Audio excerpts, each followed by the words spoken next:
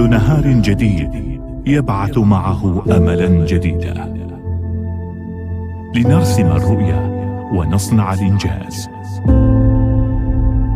كل نهار جديد يبعث أمجاد الأمس وطموح أمة تسابق الزمن بكل عزم وإصرار. لأجل عمان اليوم غاية وهدف، منذ أكثر من 50 عاما، من جيل إلى جيل، لأجل عمان الغد.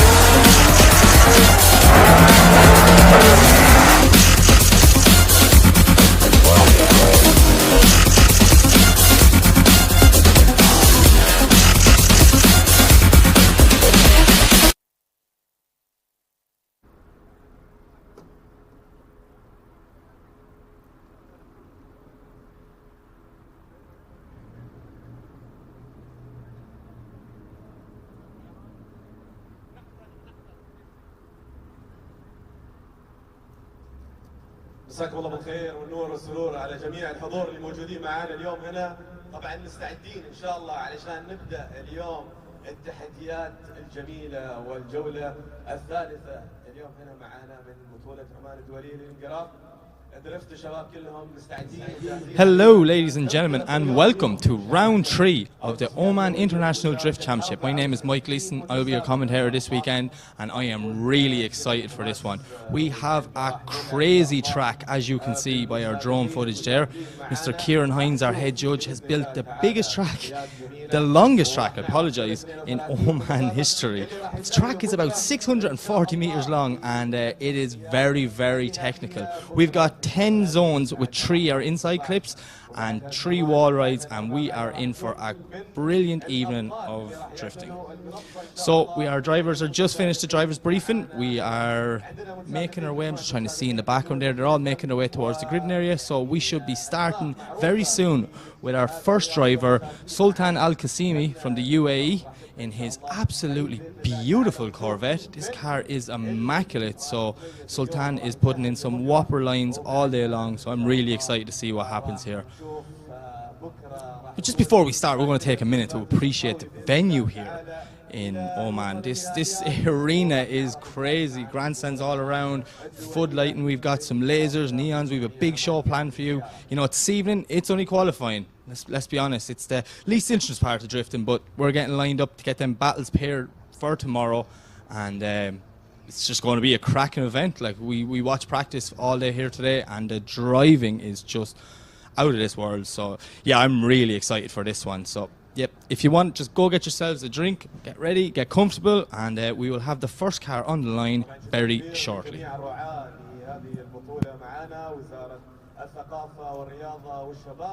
ووزارة التراث والسياحة، أيضا ريد بول موبايل وتلفار، وأيضا نشكر شكر كبير للجمعية العمانية للسيارات اللي دومها طبعا في دعم هذه الرياضات، رياضة المحركات. هنا معانا في السلطنة دائما وأبدا، يعني البطولات اللي تستضاف هنا في الجمعية يعطيهم العافية على كل الجهود المبذولة. وأيضا أحب أشكر الفريق الطبي الموجودين، فريق رياضة المحركات.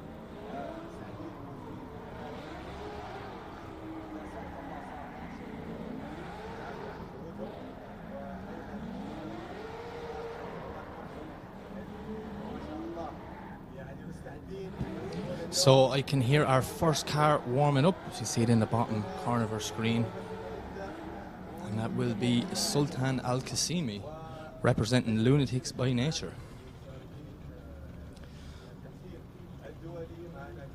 How amazing do all these lights look on the start line. Like, this is just, it's nearly like a rock concert, not a drift event here, and I am super excited to see it.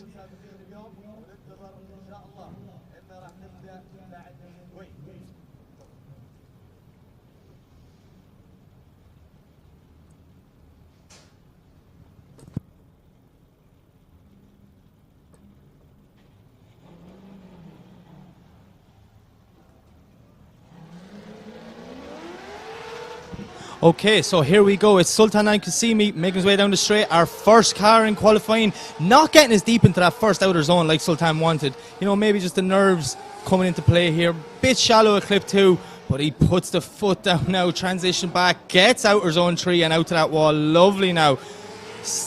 Oh, and just 3 wheels there, Sultan, unfortunately getting it all wrong.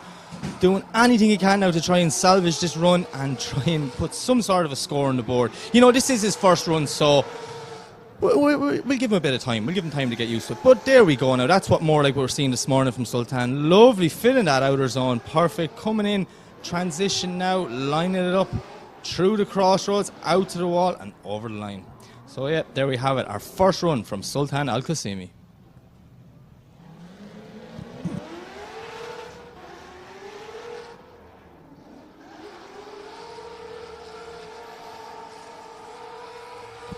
As we see Sultan on the front brakes there, trying to get that car just a step back a small bit and get deeper in that zones. We know he's got better than him, he's got better than him, so I'm excited to see what he's going to do in the second run.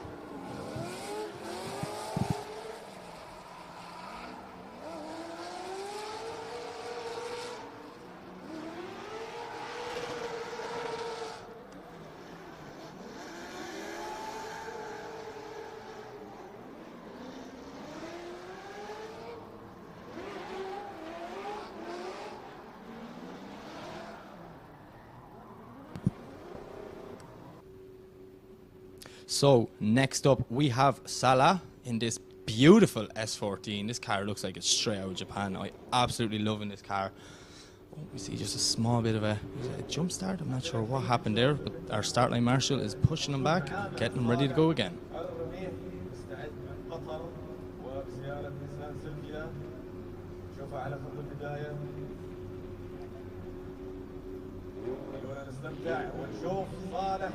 Okay, so Salah leaves the line, making his way through the chicane.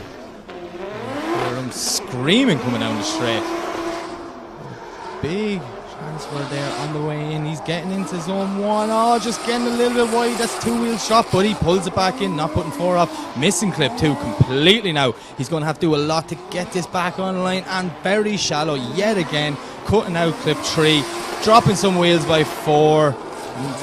Oh, yeah, no, unfortunately, Salah just getting it all wrong. I think this one possibly could be a 0, yeah.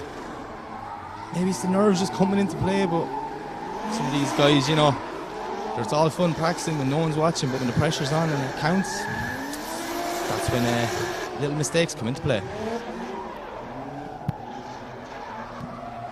So Salah is just using the rest of his lap to try and get a feel of what the grip surfaces are like. A lot of drivers were telling me that, you know, as it cools down, the track temperatures have dropped and, you know, the grip levels have changed compared to earlier in practice. So it's going to be interesting to see will that come into play as we watch Salah's replay here.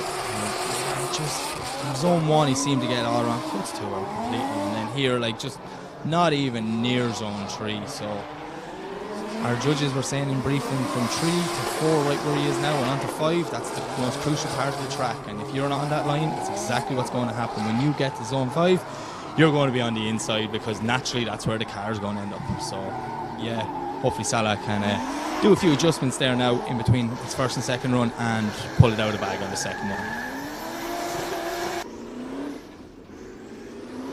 So up next we have Hamza, this V8 E46, yet again just getting it all wrong on initiation. Some of these local guys, you know, the pressure's on them. They've got their friends and family in the crowd here. But yeah, Hamza is just trying to keep this car sideways and online. So we are starting in reverse championship order, so, you know, the runs do progress as we make our way through the qualifying session.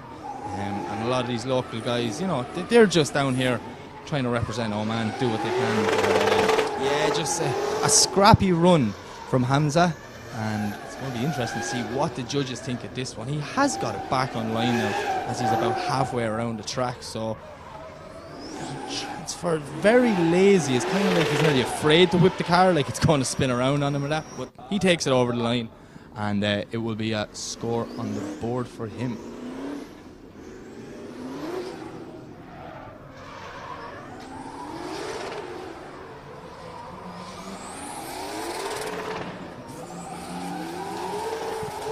And a 27 for Hamza, so yeah, not the score he would have wanted, but it's better than 0, I suppose.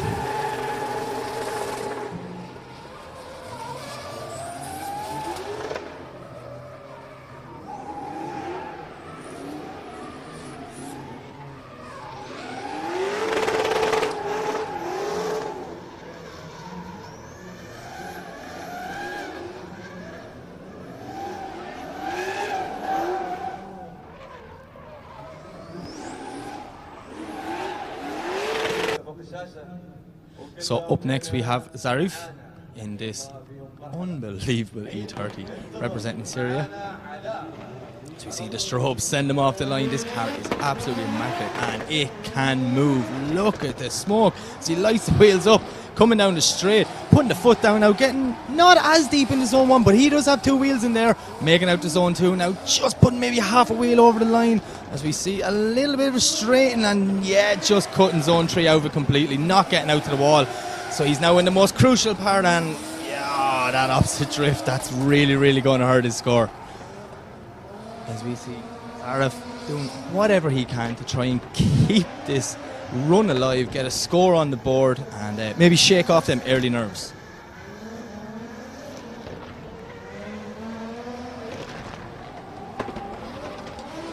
Oh, and just a bit of an over-rotation just before the line. He puts the foot in, using every bit of power to pretend like it didn't happen, but I don't know. It's going to be interesting to see what the judges think of that one.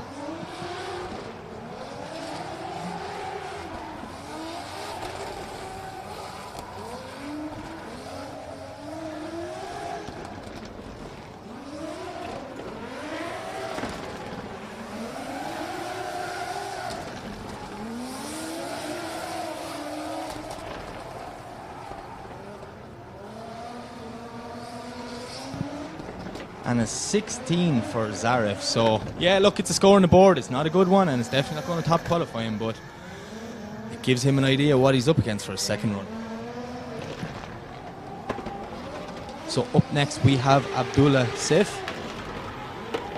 His Sylvia, if I'm correct. I apologise, I'm looking at the live stream, so I'm waiting for the car to pop up. Oh, that's not good. I don't want to see a driver on the start line with his bonnet open, so I'm not 100% sure what's about to happen here.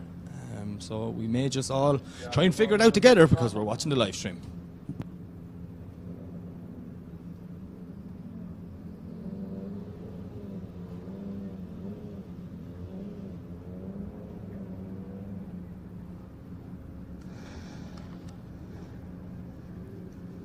يلا بالتوفيق يا عبد الله عاش موفق ان شاء الله.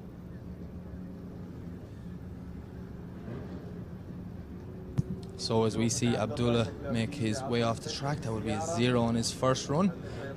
Hopefully they can get that issue fixed and get back out.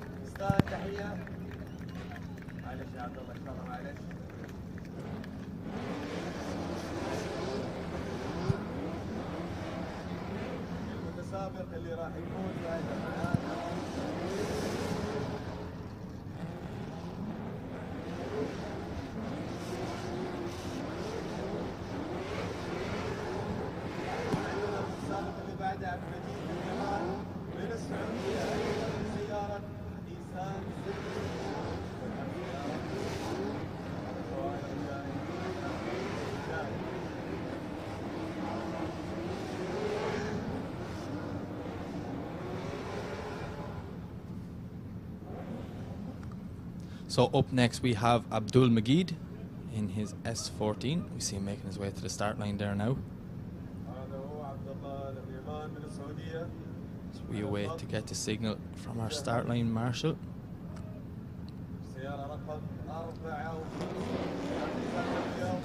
Abdul gets away he goes. We hear V8 in his S14 screaming down, little weight transfer, throwing it out.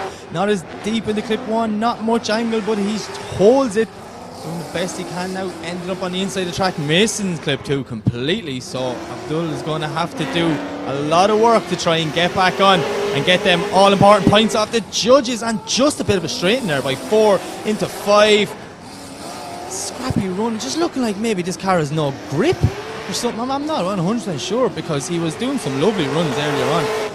Abdul now just, yes, transition well too early, getting one wheel halfway in the zone, bringing it around for the last transition and out to the wall. No, just a little bit wide. Will he make contact with the wall? Nah, he has to dial off angle to save the car. Not the best, but a score on the board.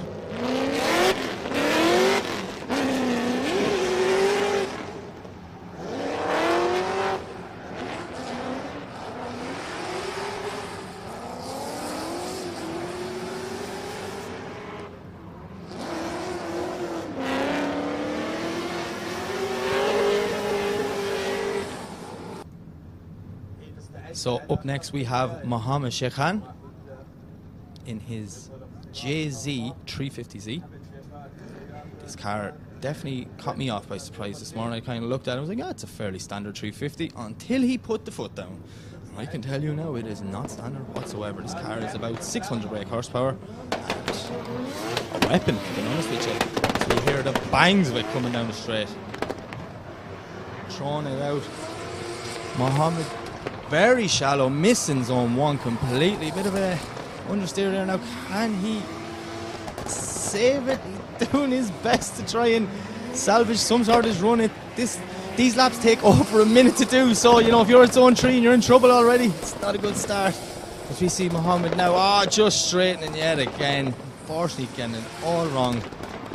And another guy that has a lot of work to do on the second. You see, when he puts the foot down, this thing has power. It absolutely blinds us with the smoke. But yeah, just unfortunate. Oh, barely making contact with the wall there. But yeah, Mohammed Sheikh Khan, a lot more work to do on the second one.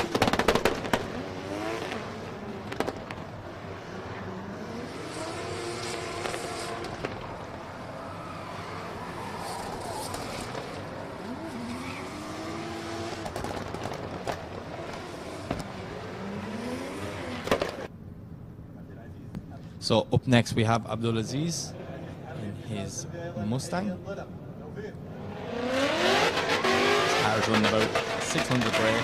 Oh, just seen him missing a gear or something there. I was hearing the limiter and car moving nowhere, which has messed up his initiation. Can we see Abdul get this car back online? He does. Just missing clip 2, but doing absolutely anything to keep that Mustang going. Oh, and nearly throwing it backwards into the wall. Does a good job to hold it. Now putting the foot down, using all the power, dabbing the handbrake to keep it on the track. The judges aren't going to be happy with that. Our judges did say in briefing earlier on that from 4 to 5 to 6 is one of the most crucial parts on this whole track. You need to be fast, smooth and consistent. So that dabbing the handbrake and on the foot brake to try and keep you off the white lines, they're going to see that. So yeah, as we see Abdul doing whatever he can to try and salvage in this run. Lovely last zone right in that white line, and he's on the way out of the drift arena.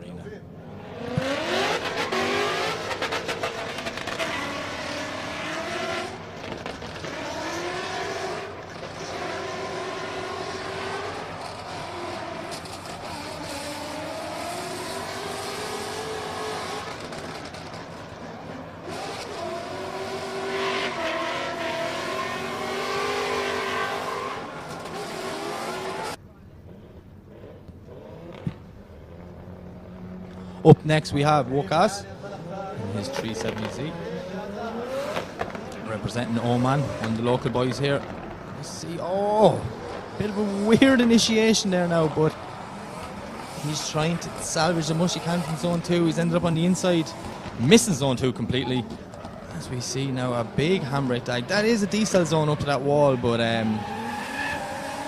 yeah, just straightening there, coming through clip 4, which is going to push him so wide by 5, nearly missing it completely. He's going to be doing struggling to try and keep this car on track. So I'm wondering, is he having some mechanical issues or what's going on? Another guy that was doing some lovely runs earlier on in practice, and I'm just not sure if it's temperatures dropping, has changed track grip levels, or just guys are suffering with nerves. Yeah, we see Waqas doing whatever he can, bringing it over the line to try and get a score on the board.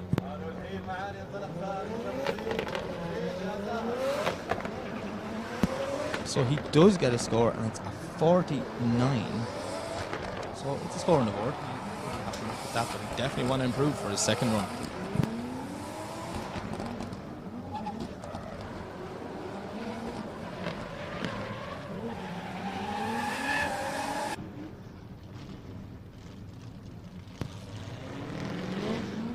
So up next we have Zarhar, representing Jordan. You see this monstrous S15. I don't even know what's going on in the bonnet of this car. I haven't even paid much attention to it, but I definitely will be heading over that way after the qualifying. As you see, the absolute screams of this thing, putting foot down, absolutely blinding the drift arena in smoke now. Just big handbrake drag. Oh, I'm just shutting it off. Obviously came off power to avoid going out to the walls, so yeah, that would be a 0 for him, unfortunately, and a lot more work to do in the second one.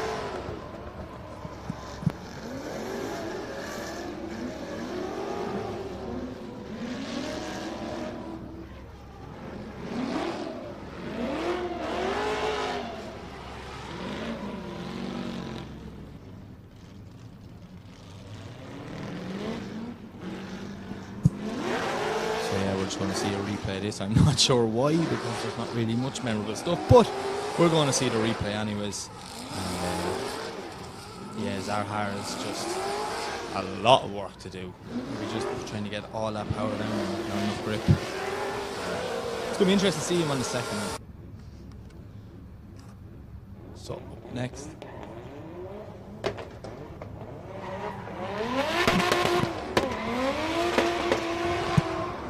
is Abdullah Gerard.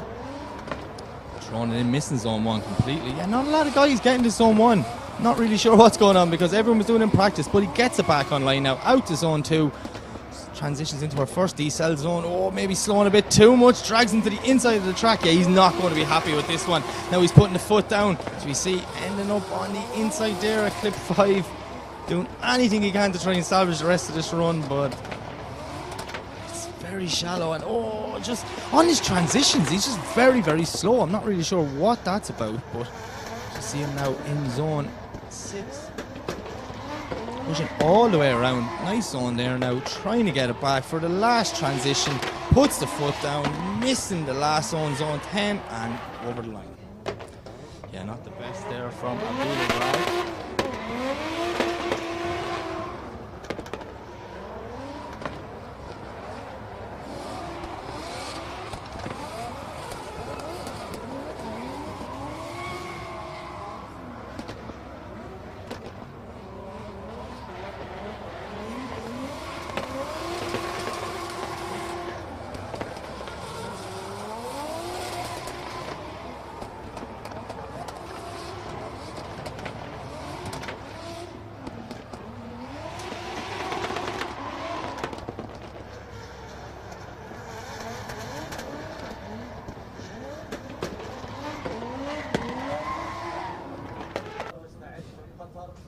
Okay, so up next we have Yazar. As we hear, see all the lights and away he goes, heading off for his first qualifying run. Yazar representing Qatar. See a lovely wave transfer, getting out deep, maybe too deep. As he puts 2 wheels on, putting the foot down to bring that car back onto the track, just showing the power he has in that Silvia. So we see him coming into the first decel zone out, doing a nice job getting it out to the wall as he comes out by clip 4 into 5. Getting 6. Lovely. The second half of his run is shaping up very well for Yazar. You see him transition mid-track just as the judges asked. This is a guy that obviously was paying a lot of attention in the briefing. You see him, very shallow there now in outer zone 9 as he comes around for the last transition, puts the foot down. Watch the smoke just appear. This thing is a monster.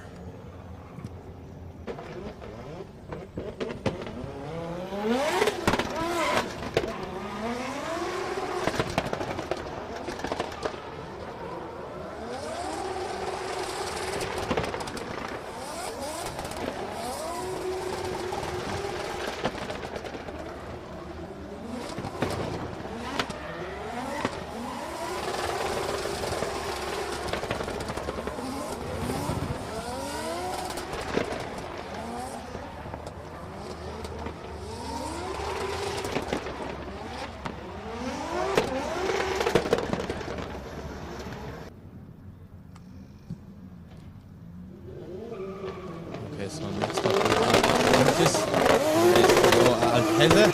definitely not a standard Altelza by all the flames coming out the bonnet as we see him throwing it in now, getting that car nice and deep into zone 1. This isn't a bad start to a run at all as we see Krimis now, and he transition back, line up for the first wall run, and he's a bit shallow there of zone 3. He's going to have a lot of work now getting it out to 4, pushing through 5. That's just come off power a small bit just to keep that car on track. So we see him now transition back around, lining up for the wall all the way through 9. It's not a bad run at all from Krimis. Transition, as we see, foot to floor, just bring it out over the line. Look at that one. He's just crazy.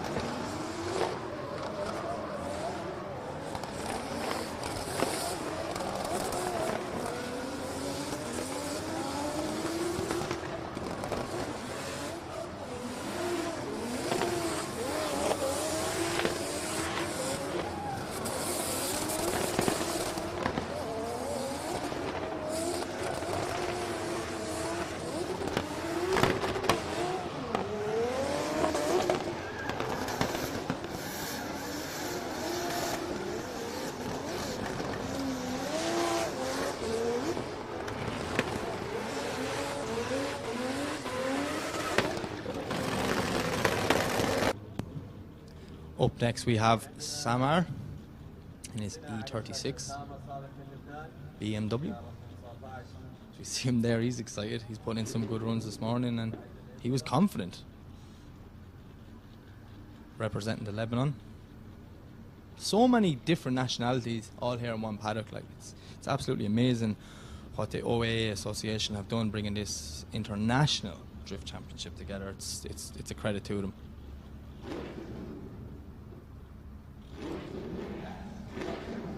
So we see Samar leave the line. Screaming out of V8 as he comes down the straight. Big flick, hopefully not too early. Goes a small bit too early, gets a half a wheel in zone 1, but not a bad job for a first run as we see him getting out halfway into zone 2, ticking them boxes.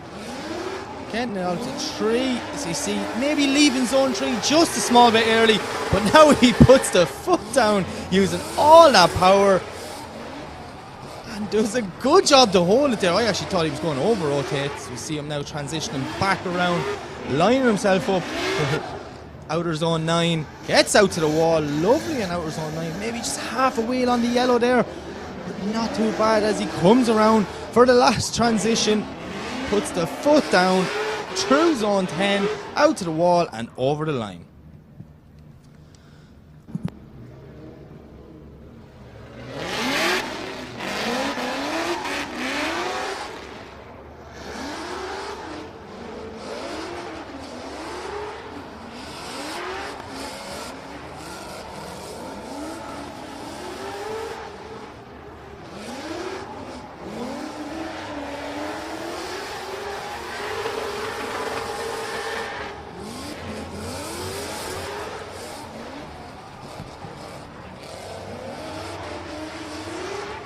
Just watching back in the replay, this is not a bad run from Sam at all, so just snap there out towards the wall, just touch and go exactly what the judges asked me to. Foot down through zone 9. Be interesting to see him on his second run. But up next we have Mohammed Hamdan. And this monstrous Sylvia. Doing a nice job here now, not getting as deep in the clip 2 as the judges would have wanted. But as he holds it very shallow on 3, it's just like he put it on well too much angle and took it away. Mohammed did have a little tap at the wall area in practice, so maybe that might be a confidence booster, and he's like, I'm not going back out there again. It was well too much damage. So we see him now putting the foot down through clipping point 8, bringing it up for a mid-track transition. Can he get out to the wall? He's getting into zone 9, but leaving it a little bit too early. So you see him coming around now for the last transition into the final corner, getting into zone 10, bringing it over the line. That's not a bad run from Hamdan.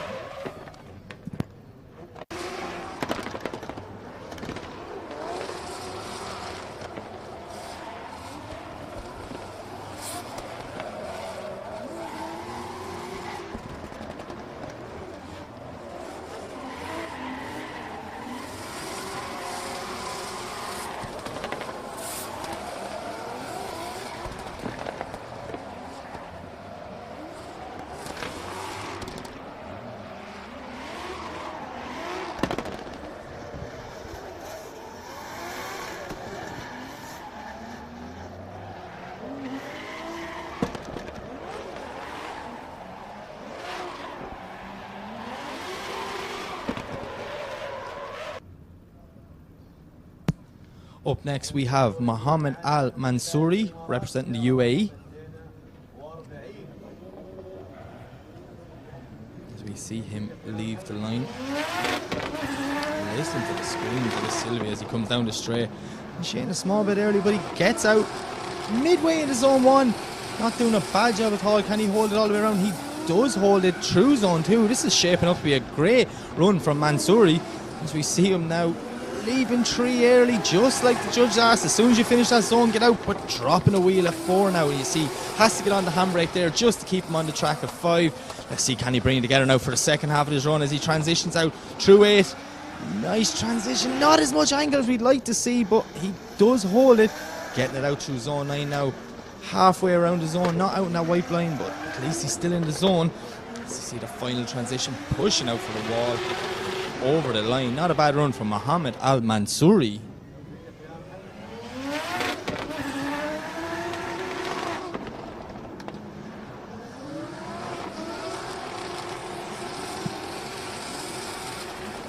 You see, this is not a bad start to the run at all. Doing a great job. I think it was just here.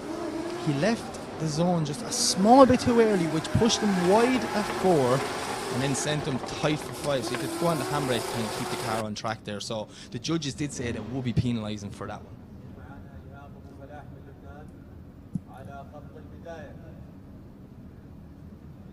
So up next we have Ihab in another Sylvia representing the Lebanon. Wait, yeah, supercharged V8. This thing is amazing. As he comes down now. Oh, big handbrake drag, dropping a wheel right at the start of that clip and not holding much angle, missing zone 1. Can Ihab get this car back on? Very shallow zone 2 as well. As we hear him putting a foot to floor. As soon as he puts the throttle out, I don't know if that's tyre smoke or exhaust smoke, but it looks amazing, it does. So you see him now on the inside of the track, collecting cones. Yeah, just getting it all wrong for Ihab, unfortunately. So another driver is going to have a lot of work to do on their second run. But he's just bringing that cone for a spin. As we see it wedged between his tyre and his side skirt. Around through zone 10 for the... or 9 should I say, in the transition for 10. As I say, it is the longest track they've had here in Oman, so it's a little bit confusing when you're watching on the live stream, but it works very well. We've seen some tandem practice earlier on, and we're in for a treat when it comes to battles tomorrow.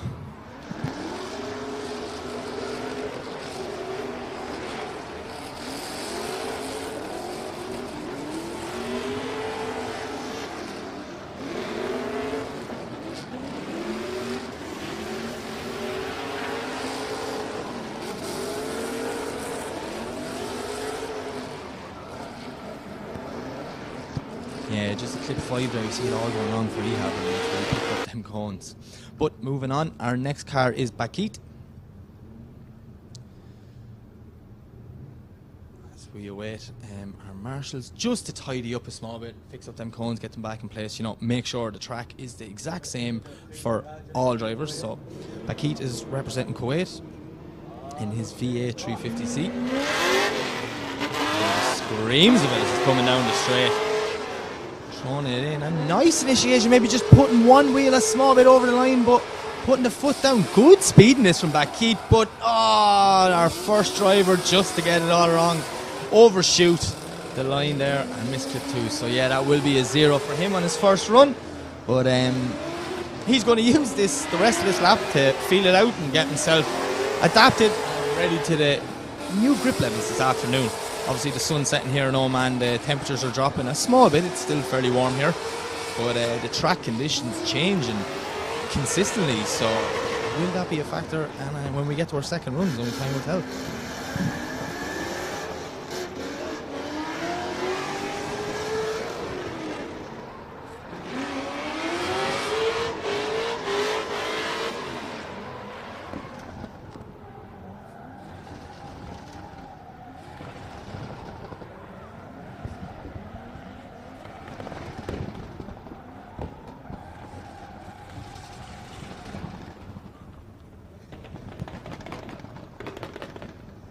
Okay, so our next car is making its way to the line, and it is Fuwi Sharan. This car is an absolute monster. Fuwi is representing Malaysia. He's the current Malaysian champion, and I was only informed about 20 minutes ago that this isn't his car. He has borrowed this car for the OIDC this season, and I wish I had friends like that, that's all I'll say. But as we see Fu making his way down now, just getting it all wrong on initiation. I don't even know what the rule of that is, because technically he didn't come onto the track, but Fu is putting the foot down, maybe nerves just coming into play a small bit. As you can see, the rest of this run is shaping up to be a good one. It's all going to come back to that initiation point. You see him making way through clip 5 now, doing a good job to keep that BMW on track. Absolute pops and bangs. This thing is a monstrous car. We see Fu now just getting the grip for the rest of this lap. I'm not sure what way the judges are going to score on this, but yeah, he's one of the drivers that's definitely going to have a lot of work to do in the second run. Just that initiation seemed like the flick went a bit too wild and just pushed him out a bit too far.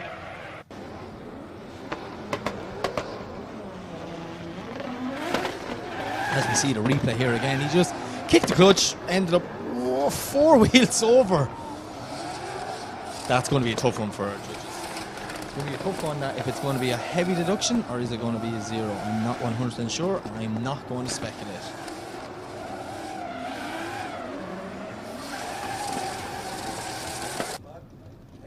So up next we have, representing Australia, it's Mick Kelly, an Irishman living over in Australia. He said this car was been shipped back to Ireland, and on its way it was past Oman, so he said it'd be rude not to step in. This thing is a monster. It is ridiculously loud. I don't know how everyone in Ireland's going to feel about this, especially all the tracks, but only time will tell. So we're just waiting for some marshals to fix up some cones, and we will be sending Mick Kelly off for his first run.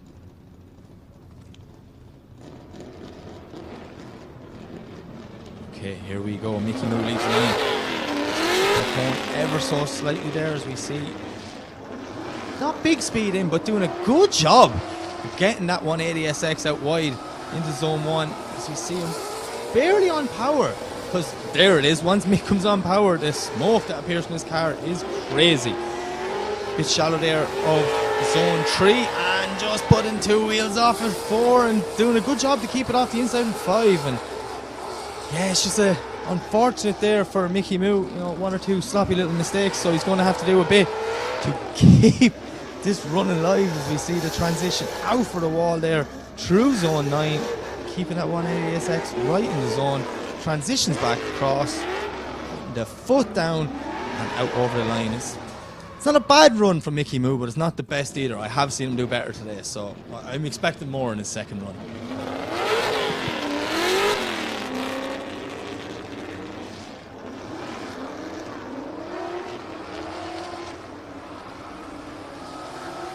So it is at 30 for Mick Kelly on his first run. I do apologise, I am only getting scores for some of the runs, not all of them, so I'm hoping it's fixed up.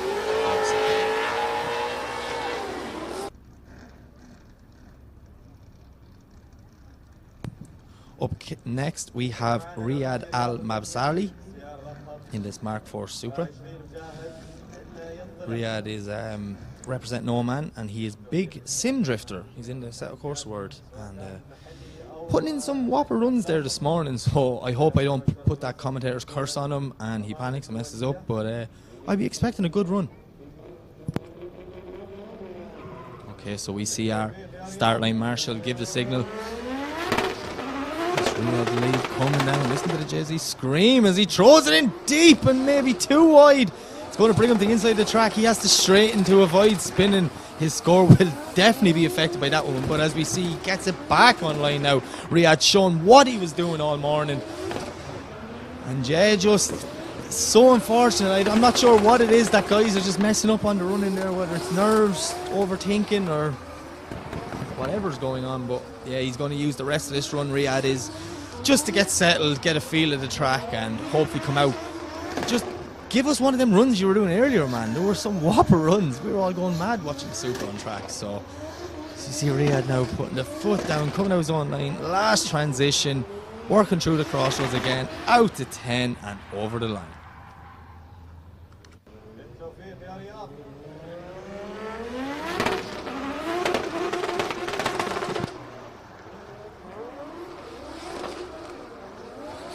So that's a 26 for Riyad. So a lot of work to do on his second run.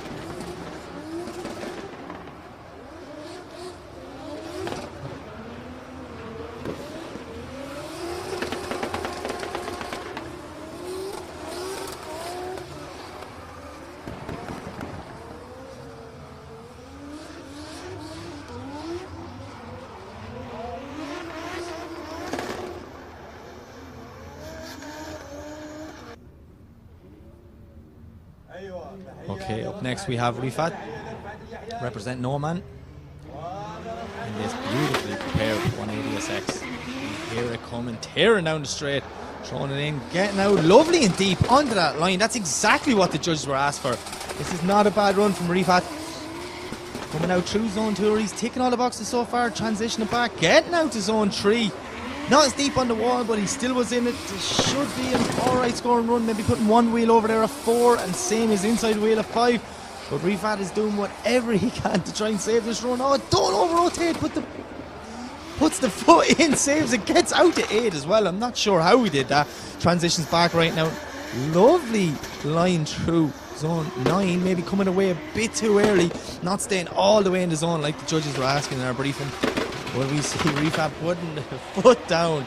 Look at the flames coming out the back of that 180SX. It's what a car. What a car. Looks amazing too.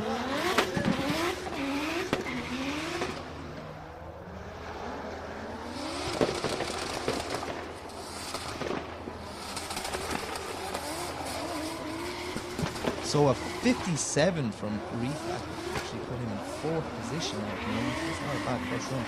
Definitely room for improvement. Okay, up next we have Nazir Munteri representing Kuwait. We see him there, thumbs up to the camera. Nazir was asking a lot of questions in the briefing just before we came to qualifying, because he said he wants every advantage of getting the highest score possible. So no better place to ask them questions than a Kieran Hines briefing, in my opinion. So we see Nazir leave the line. Sylvia comes flying down, throwing it in well too deep. Has to stick it on loads of angle to try and get it back on track and avoid the wall. I'm not sure if that was 2 or 3 wheels, but look, Nazir is going to keep the foot in now and try and salvage the rest of this run. Missing zone 3 completely now. He was on the inside of the track, which pushed him out there, and yeah, just messing up through 4, 5 and 6. So we see him now transition back around for clip 8 and 4 wheels off there. Yeah, just Nazir getting it all wrong. Maybe another driver just suffering with them nerves. I'm not quite sure, but he's going to have a lot of work to do second run.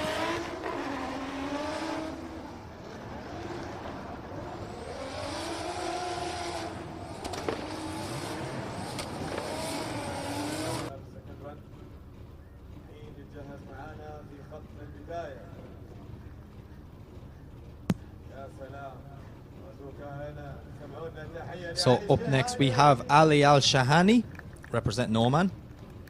He came 3rd place at round 1 in the national category. So there's a few different categories here. We know there's a championship for the local guys alone, and then there's an international for everyone. So it's still the one competition, it's just how the points vary at the end.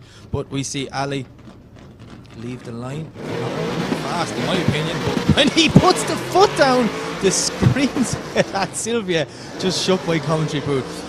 Ali there now, not as deep in zone 1 as the judgment was. He does have one wheel in there though, so there will be a bit of a score as we see him now, makes it out to zone 2, putting the foot down. The absolute screams of this V8. A little bit shallow leaving zone 3.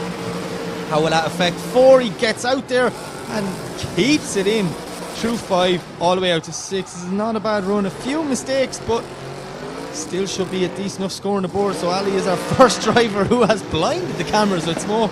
But it did look amazing looking at that Sylvia fighting its way through, as we see right on that outer line through zone 9, transitions back around, gets it out to zone 10. This is not a bad run from Ali Al-Mansour.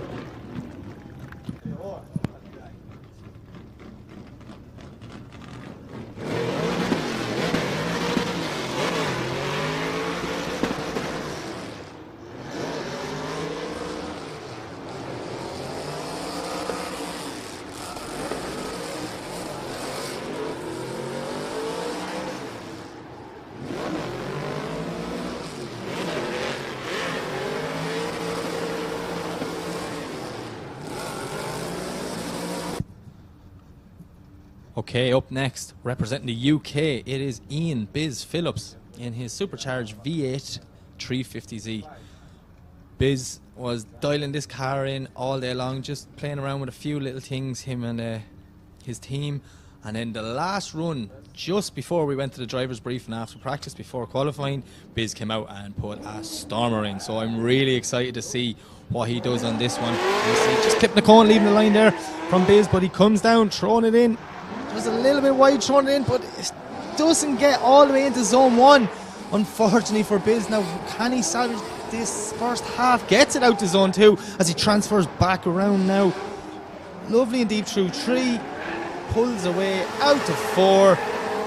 Just dropping a wheel a clip 4. 1 or 2 little mistakes from Biz. I'm not sure if it's nerves coming to play or what it is, or if it is the track conditions, but does a good job there through 8. As you see him transition for the wall. Lovely and deep through 9. That's more what the Biz we were seeing earlier on today. As he comes in now for the last transition into the last corner, out to zone 10, filling that zone lovely and bringing it out to the wall and over the line. It's not a bad run from Biz Phillips, but it's definitely not the best I've seen him do.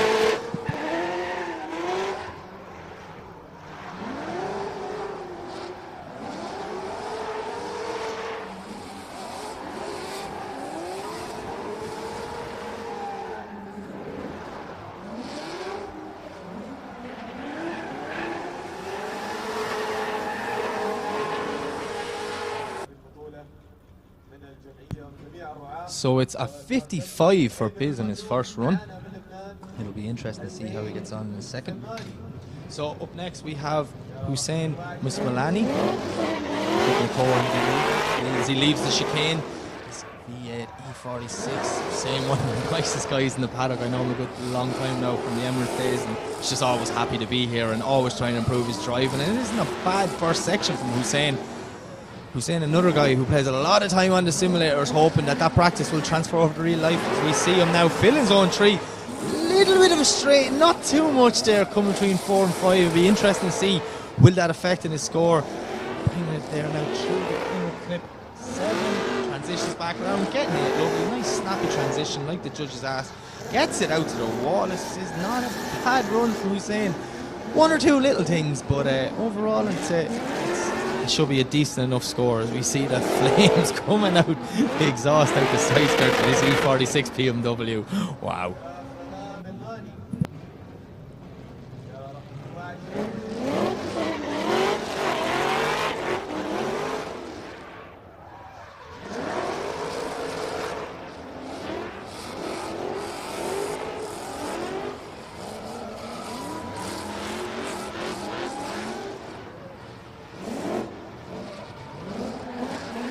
So a 64 for Hussein currently puts him into 3rd position. I think for a fact he's going to be good with that one.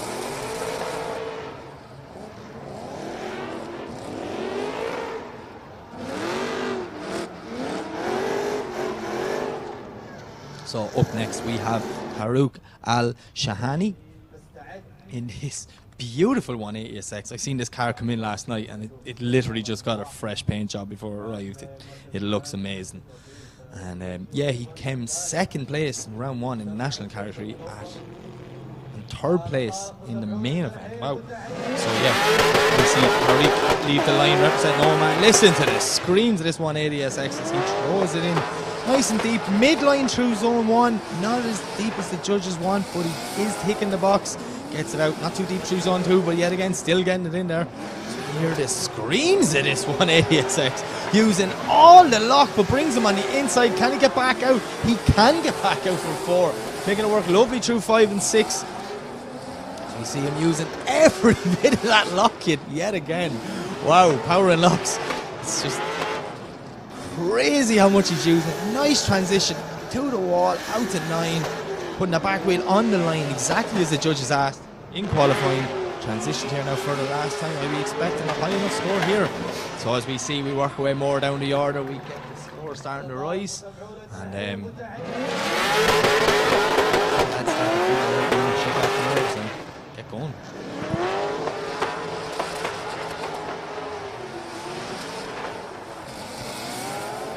And an 83 puts him into 1st position. Going to be delighted with that one. So up next we have Nazir Al-Harbeli, representing El Salvador. I learned a very interesting fact today, that this car basically is the exact same as Ian Biz Phillips. I think they're running different coilovers, but other than that they're the same. The two guys never really met before Biz came out to Oman, but we're always in communication. That just shows you what guy Biz is. But Nazir coming down in this supercharged V8 350Z, Lovely and wide through zone 1, putting the foot down, absolutely smoking his own out of it, getting 2 perfectly now as we see him transition, starting to fill zone 3. Once he gets to the end of zone 3, he can start to creep away now, working his way out wide to get to 4, pushing in, putting maybe 1 wheel off there just before 5, but not letting it affect his line too much. So we see him transition back around. The absolute screams of this 350Z. He fills zone 9, lovely. Coming up for the last transition, pushing it out, getting into zone 10, putting the foot down and smoking it out over the line. That's not a bad run from Nazir Al Harba.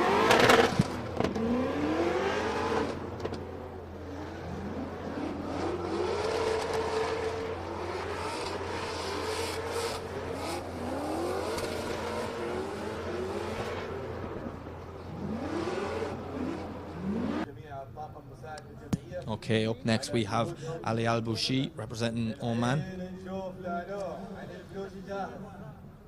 This car was on the dyno, so just so everyone knows, there's some workshops out in the back of the paddock, and yes, there is a rolling road in there. So when I seen this car on dyno this morning before practice, it was like, it's a good thing to have at a paddock of a drift event, in my opinion.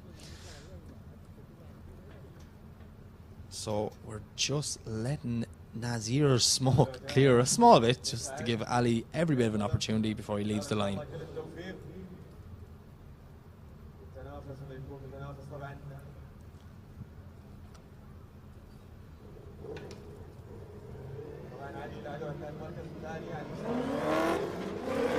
So Ali leaves the line, coming in as we see, nice weight transfer, maybe not as deep as he was earlier on, but he gets that car right into that outer zone 1. That's a very long outer zone 1, maybe just dropping 1 wheel there before clip 2, but he puts the foot down now to try and bring it back out to zone 3. Not too bad, just not as deep and on the walls the judge want to see, but Ali is trying to do, we can see him in the car absolutely fighting that steering wheel. That is, I don't think the live stream cameras do that section justice with the speed the guys are going, but Ali is making it look pretty easy now as we see him transition back out for zone 9.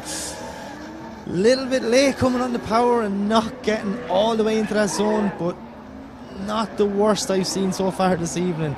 But yeah, out to zone 10 and over the line.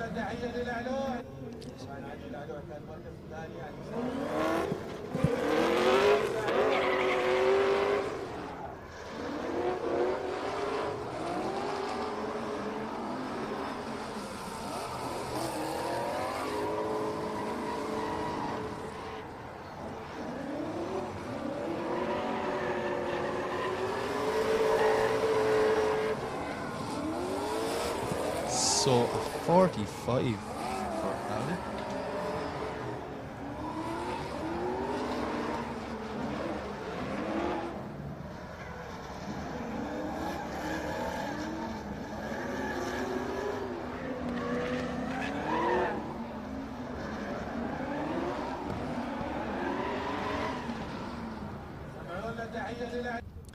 So as we go back to the line, up next we have Nicholas Solomon representing the USA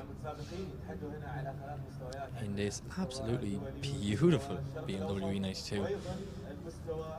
Nicholas was putting some good runs in this morning, but he did have just a little mechanical issue. I didn't get over to see what happened because I was actually going through a lot of the pre-show things here in the live stream trailer, but if you see the back of that car, it's looking a bit sorry for itself, but it's back together. But Nicholas always says he doesn't build show ponies, he builds weapons, so I'm really excited to see how he gets on here in his first run. As we have some marshals just adjusting some cones there from Ali's last run. Nicholas is ready, just waiting only for the start point.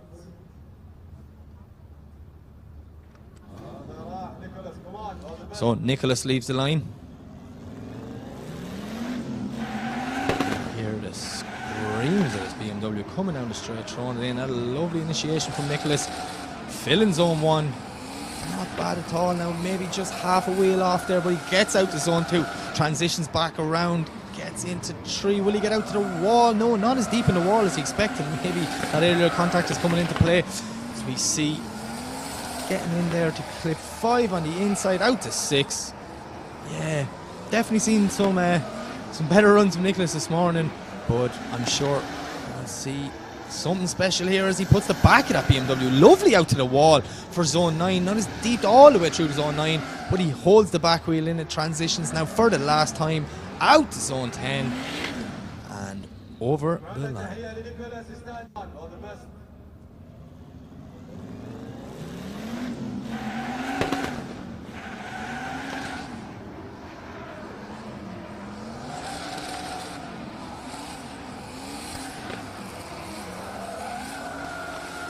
So a 73 for Nicholas Solomon.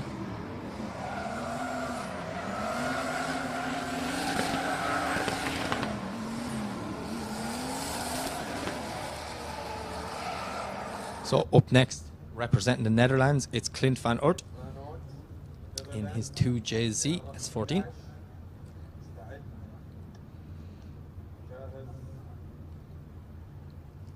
Clint was putting some brilliant laps in the practice this morning and looking so confident and comfortable out there. So I really hope that I don't jinx him here, because I'm rooting for Clint. As we see that yellow S14 leave the lane, listen to the screams of the JZ coming down the straight as Clint throws it in very early, but holds it all the way around, lovely and deep into zone 1. As you see, putting on huge angle, maybe not getting all the way to zone. He's to put the foot down now to try and get that S14 back out to zone 3, which he does. Brings it around now through turn 2, out to club 4, all the way through 5. You see exactly what the judges asked. Full throttle, no lifting.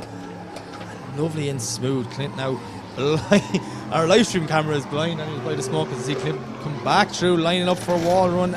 Lovely wall run out to zone 9. This is going to be interesting to see what way the judges score this one as Clint transitions for the last time. Oh, I'm not sure what happened there with Clint not making it all the way out to 10 and just having to put the foot down to try and save it. Unusual is what I would call that last transition. I'm not sure, so I'm definitely going to be looking at replay just to try and figure out what happened.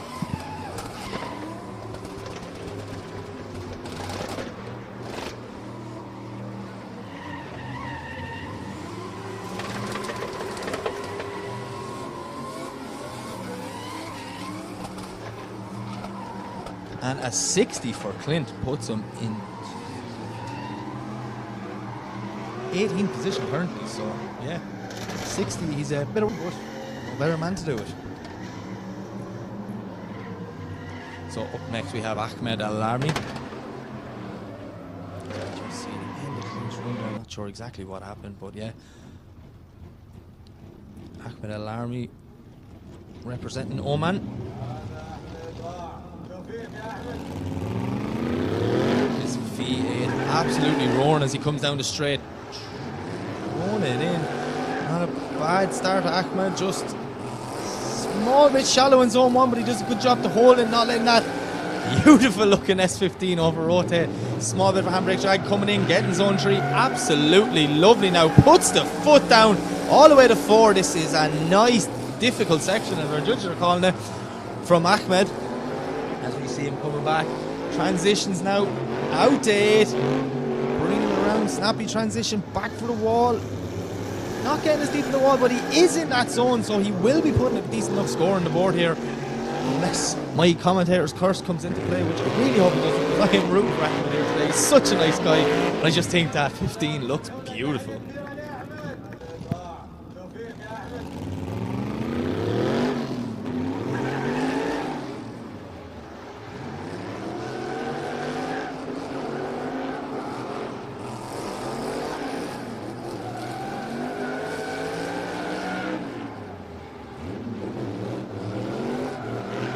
And an 84 for Ahmed puts him into first position currently. So yeah, he's definitely going to be delighted with that one.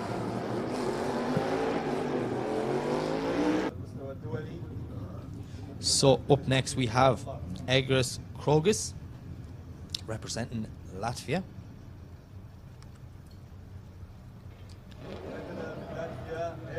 So you see Egris leave the line. V8 the BMW screaming coming down the straight, and he is looking fast here now. Maybe dropping a wheel on initiation, but doing a good job to hold it. Look at the speed of Egris as we see him now coming through clip 2. Transitions back out for zone 1 and the first wall run. Is he going to get out? No! And barely getting into the zone and not entertaining that wall whatsoever, which essentially, as our judges say, messed him up there for 3, 4, or for, sorry, my apologies, for 4, 5 and 6. Very shallow, that inside clip 7 there. Gets it back out for 8. Now can Egris, transition, get out to the wall? He does. Out to zone 9. Putting a foot down midway around zone 9. But not a bad second half. Just, a few scrappy mistakes in the first half of this run. But Egris brings it over the line, and I'm sure he will put a score on the board.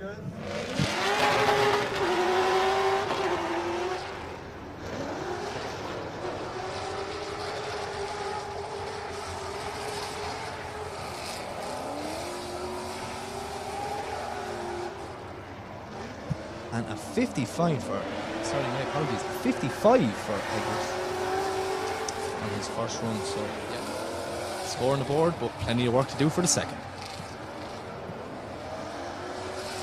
So up next we have the local man, Haitham Al Hadidi.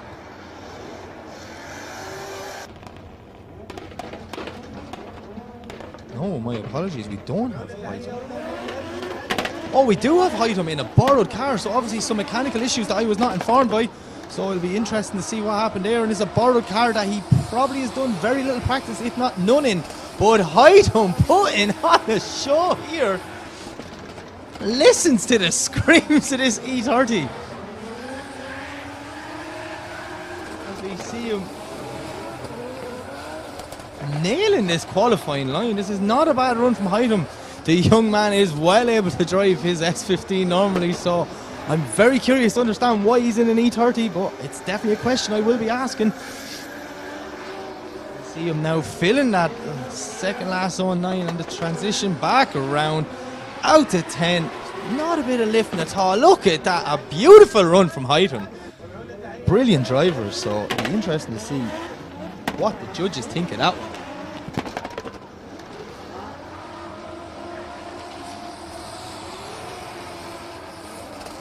And a 70 for Haitham in borrowed car puts him into 8th position. Wow. Just shows you, driving talent, doesn't matter what car you're in, talent's talent.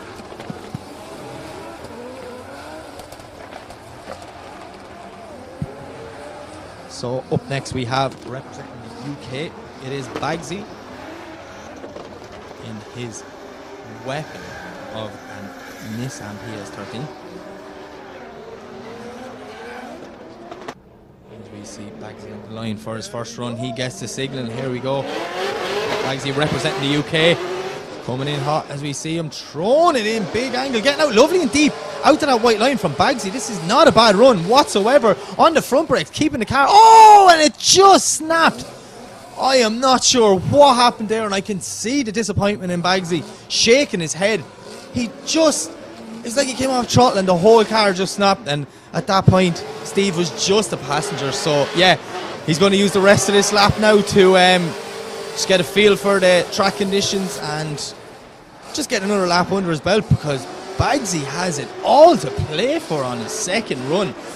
I know he's not going to be happy with that one. Oh, as we see a lovely wall run into zone 9. Bagsy proving a point, going, look, I can do this. I don't know what happened down there, but it won't happen again.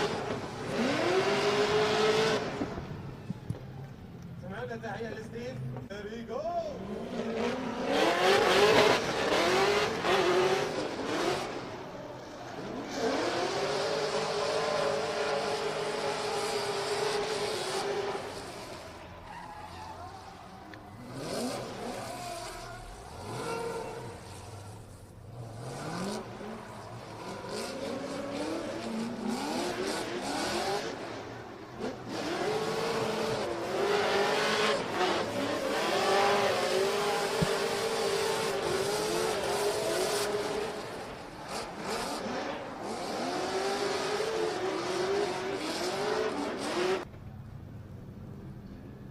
Okay, so up next we have Timur Lipsky representing the Ukraine.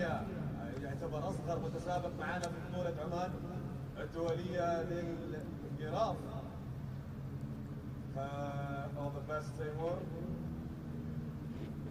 So we just wait for a small bit of smoke to clear off the track, and Timur gets the signal we can. Here it is, E46 screaming as he's coming down the track. Not as deep in zone 1, but he is very fast. Look at the speed of this. He comes through zone 2 now, lovely. Transitions back wide, gets out deep to zone 3, not all the way out to the wall, but he gets away just like the judges asked, putting a wheel off there at 4, and then which definitely will push him on the inside for 5. But yeah, Timur's doing whatever he can now. Blinded the live stream camera by his own smoke, but I tell you, that looks amazing watching cars come through it. As we see him transition to the wall, a small bit too much angle, does a good job to hold it, not letting it over rotate in zone 9. As he does the last transition now, bringing it out all the way through 10 and over the finish line. One or two little mistakes there from Timur, but I think there is room for improvement from what I've seen him do this morning.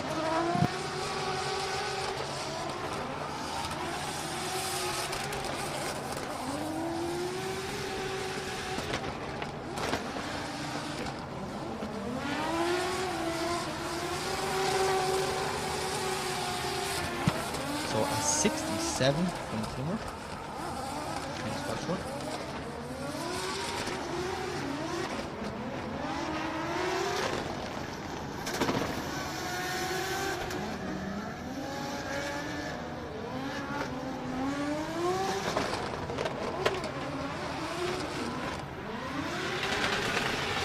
You see the flame shooting from the wastegate underneath that car. It looks absolutely amazing.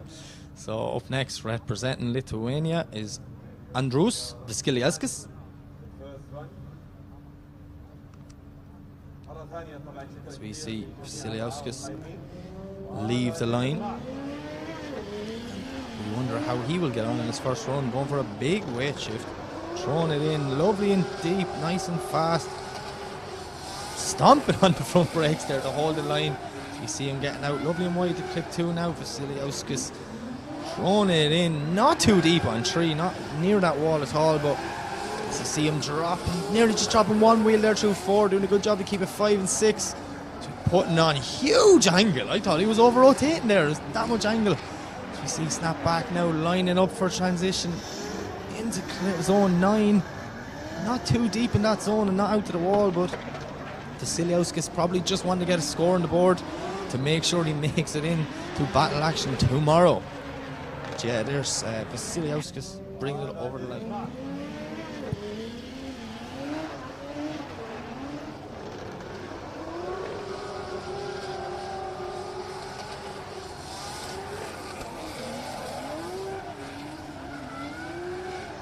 So an 82 puts him into 3rd position.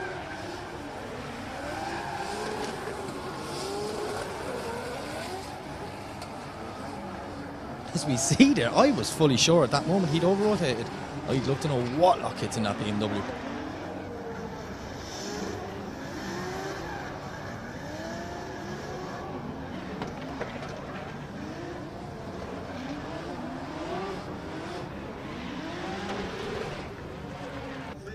So up next we have Ali Maxid in this crazy GT86 representing Kuwait.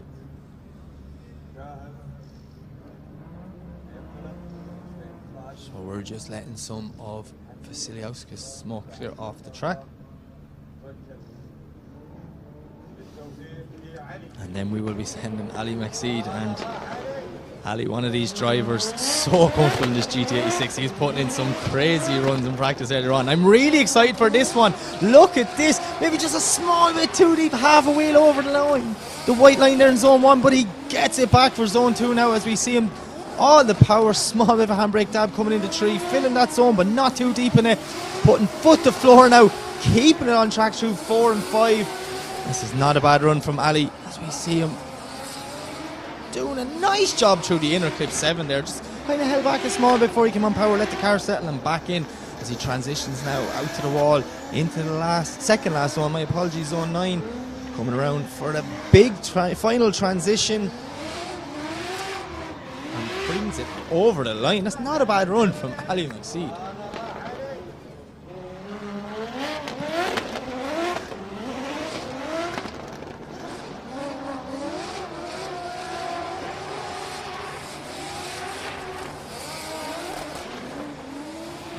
So an 80 for Ali puts him to fourth position currently, so it's not a bad first run from him.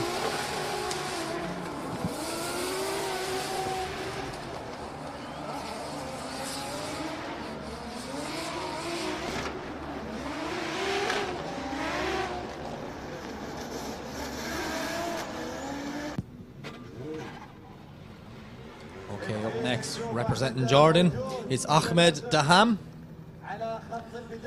Wait till you hear the anti-lag in this S14. It is absolutely crazy. I was standing down by the track earlier on for practice and I nearly went deaf when he went by me. Ahmed, though, a veteran driver. You know, he's been all over the world drifting. He's a ton of experience. You see Starlight Marshall just adjusting his 360 GoPro that obviously fell down or something. Someone didn't lock the mount in place properly, but you know, we're here to help.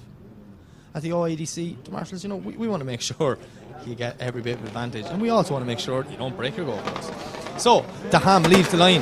You can already hear the anti-lag as he comes down the straight. Big flick in from Ahmed Daham. Maybe one wheel on that white line, but he fills the outer zone nicely. Daham now. This is a lovely look at the line between 1 and 2, exactly as the judges asked. Ahmed was sitting up the front of the brief and asking so many questions, so he is obviously going for that top spot. And we see Daham now putting foot the floor, 4, 5 and 6 in the bag, exactly as Kieran Hines asked for in that briefing. Transitions back out to 8, touch and go, lines himself up for the wall, into zone 9. What a wall run there from Ahmed Daham. Beautifully through zone 9. I have a good feeling this is going to be a high scoring run as he transitions for the last time. Lovely and wide out to the wall. That is what we came here to see. Brilliant run from Ahmed Daham.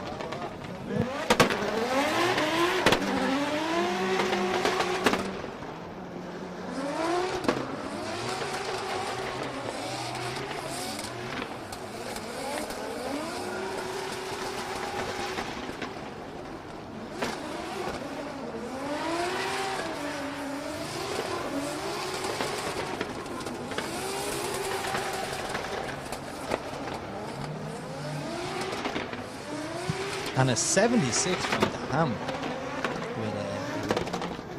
It's a good first run from him, so it'll be interesting to see how he gets on the second one.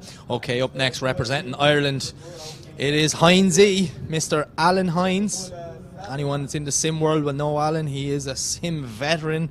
He's always helping guys out with setups and things like that and doing a lot of online competitions, but he's also a beast in the real thing. So Alan was putting some crazy runs in earlier on. A gear change, well, a diff change, should I say, for a different gear ratio, and he is looking so comfortable out here. So as we see Alan come down, throwing it in nice and wide, filling zone 1, and standing on the front brakes, trying to keep that car out, dropping one wheel there at clip 2, maybe a bit uncharacteristic for Alan, knocking down the clones as we see him lovely and wide through zone 3.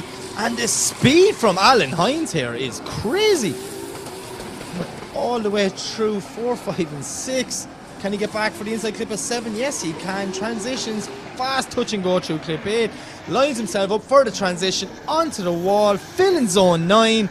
It's not a bad run from Alan Hines. 1 or 2 small little mistakes, but nothing that he can improve on. With the final transition, lighting up them tyres, coming through zone 10 and over the line.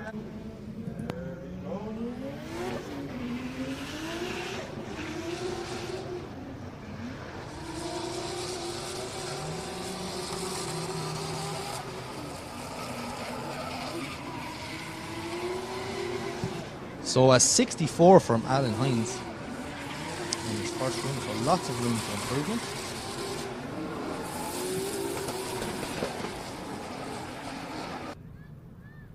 Okay, up next it's Nicholas Bertrands representing Latvia. Nick Nack as he's known by his nickname. Another car I actually seen on the dyno in the paddock last night getting mapped. Crazy noises coming when this was doing a few pulls on the dyno. So I'm really excited to watch this young lad drive. You know, I've heard a lot of things about him. He's a bit of a name built up for himself already, and it's going to be interesting to watch him compete out here in the OIDC as we see Nick Nack throwing it in, filling up zone 1, standing on the front brakes all the way around from the start of zone 1 nearly till 2. As we see Nick Nack now transition out to zone 3, lovely, putting the foot down. Listen to the screams of this E36 BMW. So he makes it through 4, 5 and 6. Throwing on a bit of angle, making sure to get to that inside clip of 7. Snappy transition from 8, just as the judges asked. They want clip 8 to be like a touch and go. So we see Knick-Knack now.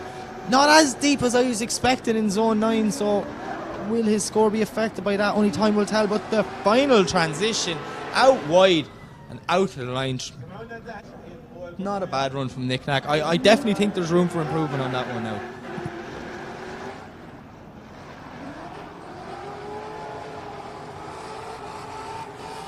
So a 73 from Knick-Knack puts him into 7th position currently. So yeah, room for improvement, but no better man to do it.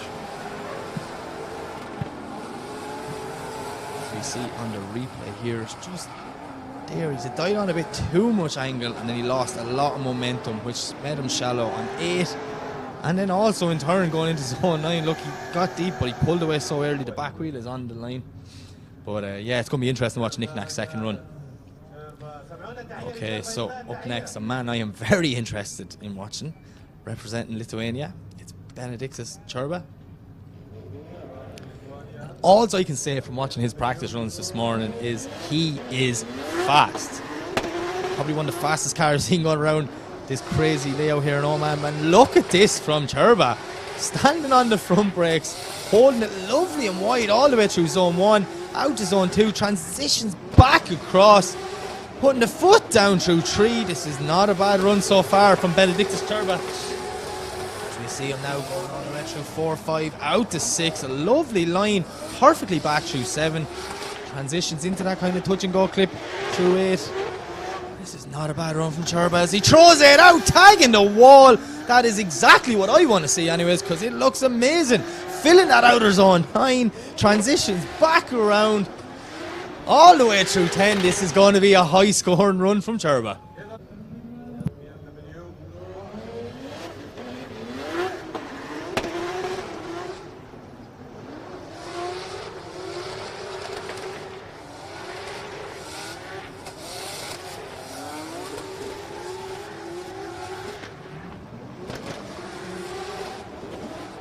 And Benediktas Čurba goes into first position with a 93, and that is well deserved. So, that is it for our first runs. We move it back to the start. And it is Sultan Al-Qasimi in his beautiful looking Corvette. Sitting on the line, so we're just letting some of Čurba's smoke clear. Sultan got a 45 in his first run, so a lot of little mistakes. He's representing the UAE, and he is another driver who's travelled the world, you know, competing all over the place, driving in different countries, so a wealth of experience in there. So I'm excited to see what Sultan does on his second run.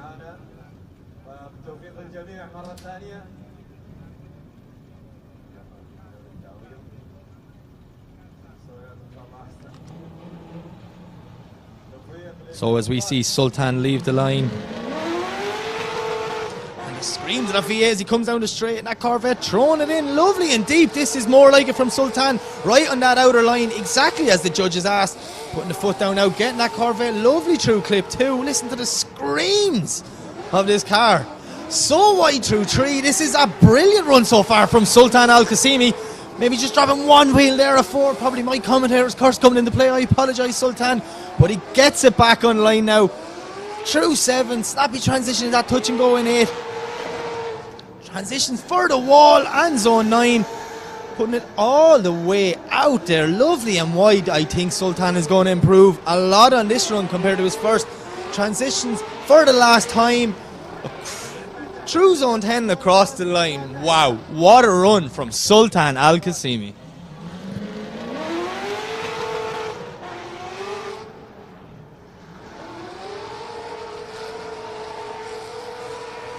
And an 80.7 on his second run. That's much better from Sultan. He's going to be delighted with that one.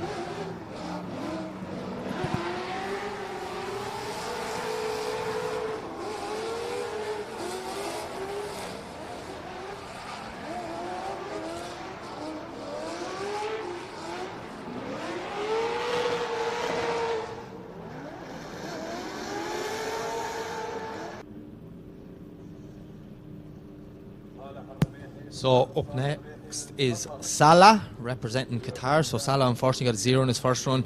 And a beautiful looking S14. Absolutely love the look of this car. So a lot of pressure on this man to put it all on the line. He throws it in heavy, but no, just getting it all wrong in an over rotation. Unfortunately for Salah will mean a second 0. And yeah, it's just so harsh when you see guys, you know, driving well, improving all day long, and then when it comes down to the 2 runs that count, just getting it all wrong. But look, we see Salah doing whatever he can, trying to just enjoy this last trap, or this last lap around round 3 track here in Oman. But yeah, I'm sure them guys are going to have to do a lot of looking at that car, figuring out what's going wrong in the steering end of it. Look, we see it there again. He snaps it, nearly goes into the wall.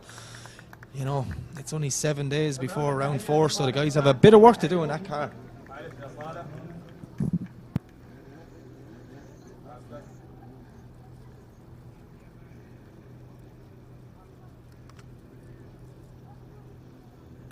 He gets 2 zeros, but I'm going to give him a 1 for a style point because I think that car looks amazing.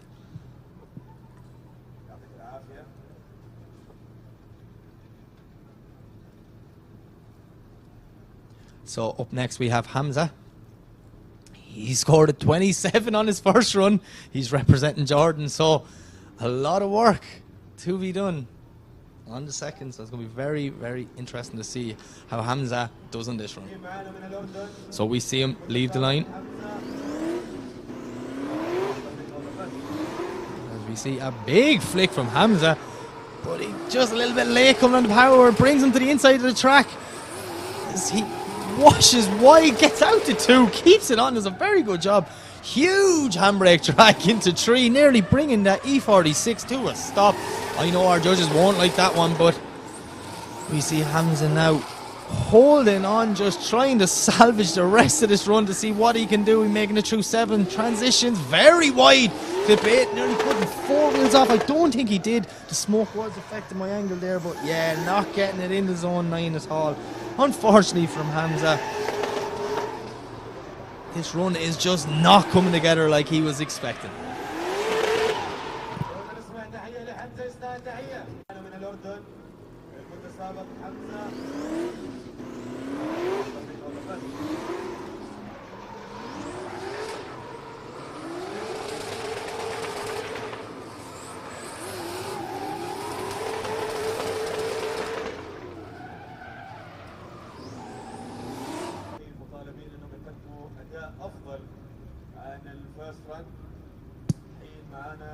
So up next we have Zarif representing Syria. So Zarif scored a 16 on his last run, so another guy that has a lot of work to do. So it'll be interesting to see what Zarif can do in this BMW 30.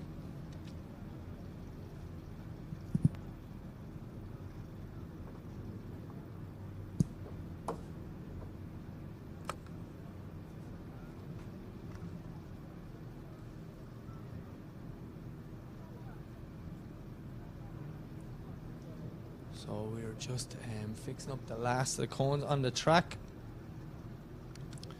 So our start line marshal gives the signal. And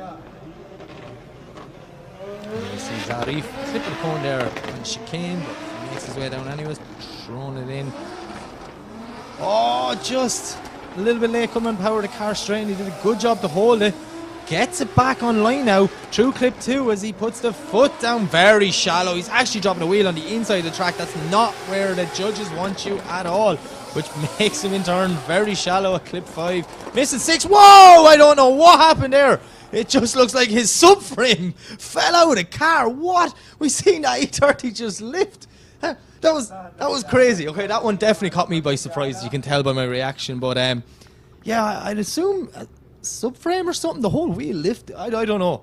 I'll be definitely going to the pits to try and find out what happened after this qualifying session, but yeah, we'll just see a replay of that again there. Maybe this time at least I'm expecting it, so I'll be trying to figure out exactly what happens. So you see, like, you know, there doesn't seem to be any issue for the first half. Doing well. Transitions back around here now. Ends up on the inside. We see when he ends up the inside there, missing his own 3, messes up to 4, puts wheels off 5, misses 6 completely. That's the most important part of this track. And we see there the whole wheel lift up. We're very lucky that could have went another way and we could have had a car in its roof there. So yeah, so our marshals are just heading out to the track to try and recover Zarif. Oh, no, my apologies. The camera's looking to replay and they already haven't gone. Track teams around here, no messing around. So up next is Abdullah Sif, representing Oman. He got a 0 on his first run. So another guy with a lot to do on the second.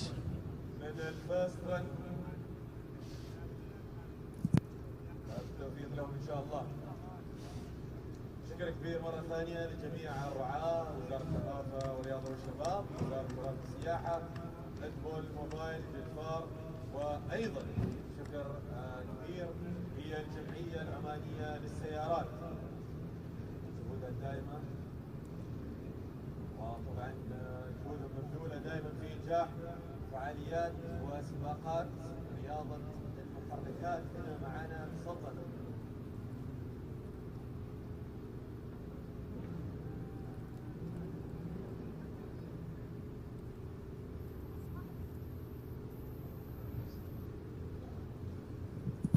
وتحية كبيرة، ممكن نسمع تحية لفريق عمان مارشلز، تستاهلوا تحية. فريق عمان مارشلز ما شاء الله عليهم، دائما في الموقع، دائما في الحلبة. So yeah, we're just waiting on our marshals here. They're just tidying up a few cones that got knocked in that last run, and we will be resuming action very shortly.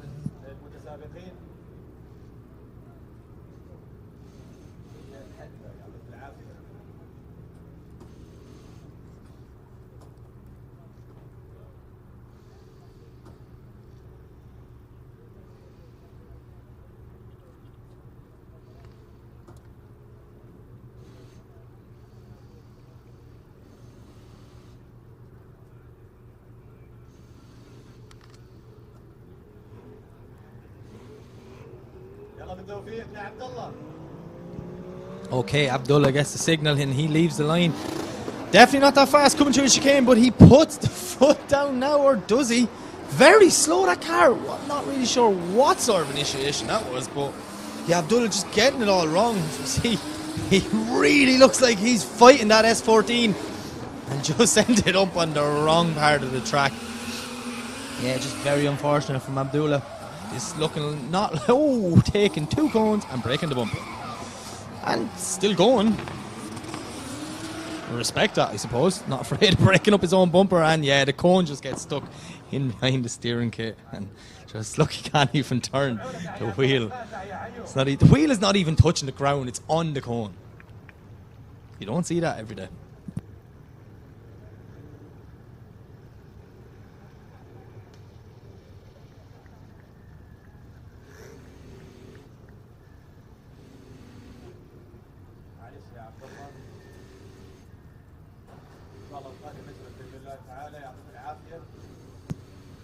Up next is Abdul Majid.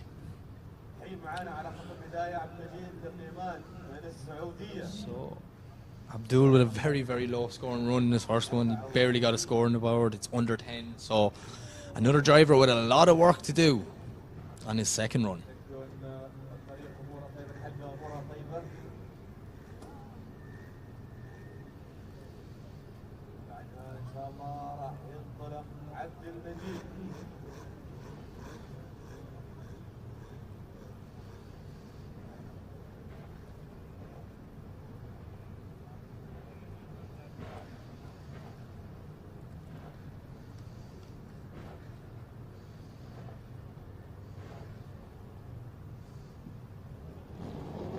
Okay, so Abdul Majid gets the signal. Going through the chicane.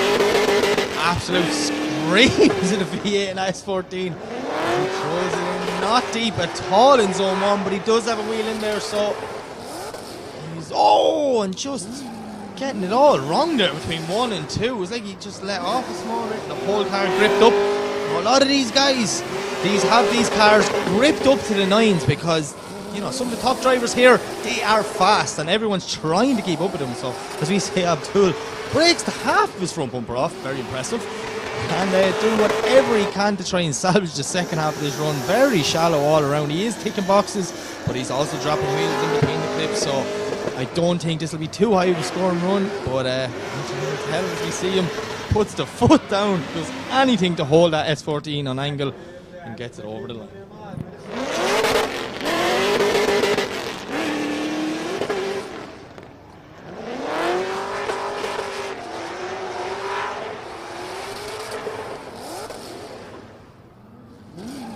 See there, yeah, just between 1 and 2 he seems to come off throttle and then the whole thing just gripped up and changed direction.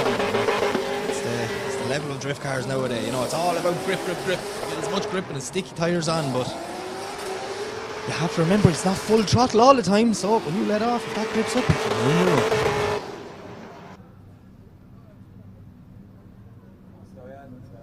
So up next is Mohammed Sheikhan, representing Oman in this V8. No, sorry, my apologies. It's JZ E350Z. So we just have marshals picking up of some of Abdullah's bumper from around the place, and then we will send Mohammed Sheikhan off the line.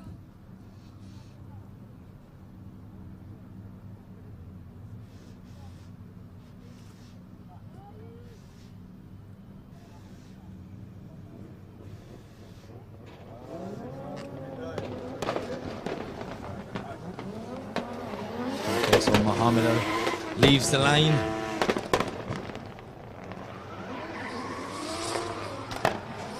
So we see not the best initiation we've seen him do all day. As he does, oh, sounded like he missed a gear there or something. I'm not sure what happened with the whole car straight. And Mohammed really looks like he is fighting to see. I do absolutely anything to keep it sideways. I have to laugh at the bangs as I pass my commentary box here. The whole window started vibrating in front of me. Absolute crazy setup he has on this car. As you see him transition into zone 9, trying to hold it any way he can. Does Mohammed Sheikhan and brings it over the line.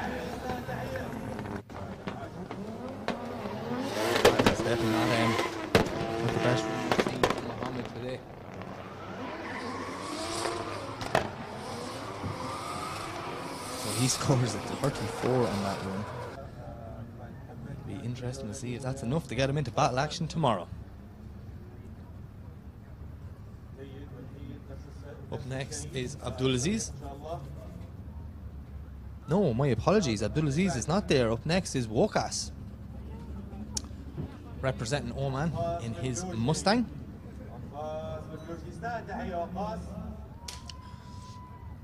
Wokas got a 49 on his first run, so yeah, he's a score on the board. Definitely room for improvement. You see Wokas coming out, throwing it in very deep, like very, very deep, half the car off the track deep. So that's you know, you're starting off with a disadvantage there, in my opinion, on that. But we see Wokas now trying to do whatever he can to salvage the rest of this run, putting the foot down, listening to the scream of that Mustang as it passes by my commentary box here. Wokas now not doing a bad job for the second half of his run. He's got it back on line, transitions not too deep in the zone 8, but he does get it as he lines up for the wall into zone 9, not near the wall, but he's still in that zone, filling it all the way around, putting the foot to the floor into the last transition, all the way through zone 10 and bringing it over the line. Being interesting now to see what way the judges score that one, because you know the second half of the run was good for Wokas, but the start here, as we see on the replay, he just threw half the car out wide, so it's going to be interesting to see what way the judges score that one.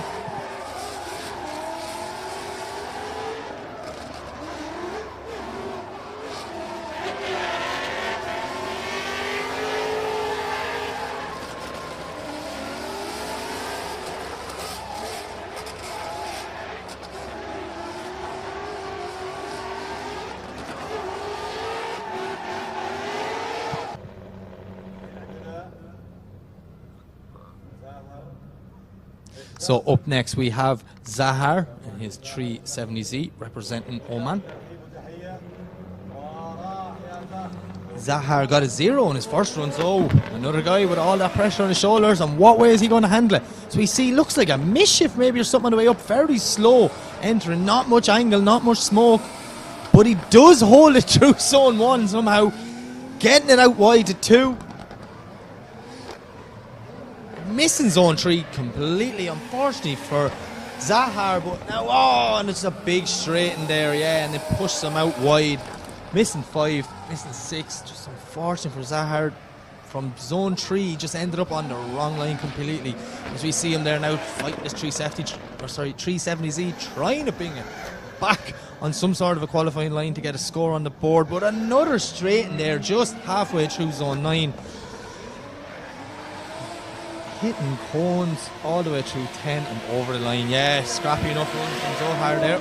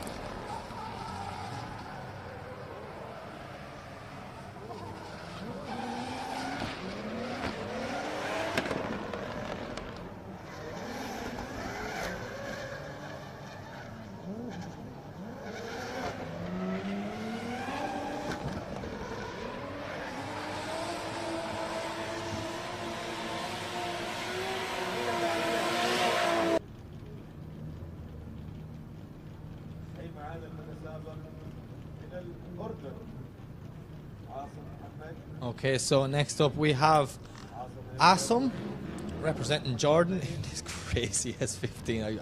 I still am not 100% sure what's going on in the bonnet of that yoke. I definitely am finding out after this. As we see Assam throwing it in with a wild clutch kick. Looking like he's struggling to control the front of that car, but he hangs on, using all the lock. Unfortunately, just killing so much momentum there. He has to nearly reinitiate back out for zone 3. So we see him now coming down through clip 4. Bit of a straight at 5, but he holds on. And just ending too much on the inside for clip 7, which is an inside clip, but a little bit too inside there, Hassan. So you see him transition back out wide, right on the outer line in zone 9, using all the power in that S15. And he over-rotates just in the last zone. That's so unfortunate for Assam.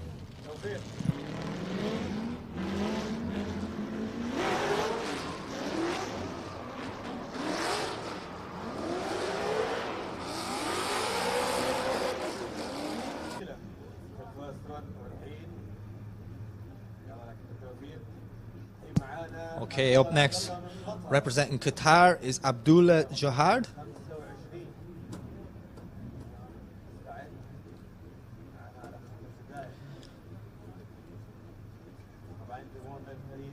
So Abdullah is currently sitting on 0, so a lot of work to do in this second run.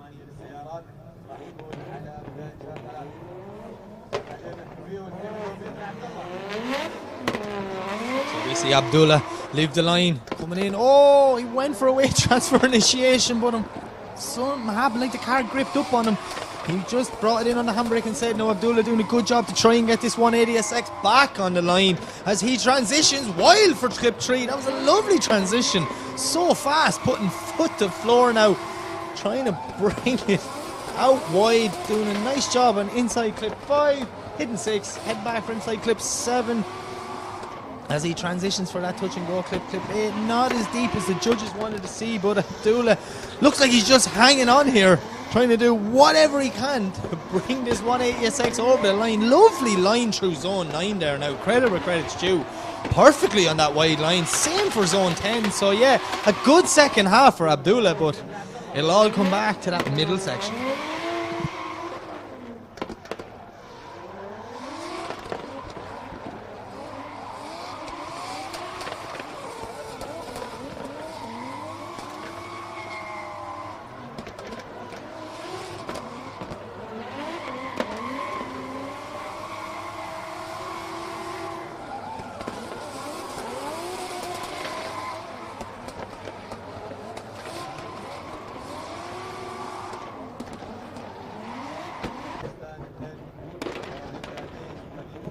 So up next, representing Qatar, is Yazir. In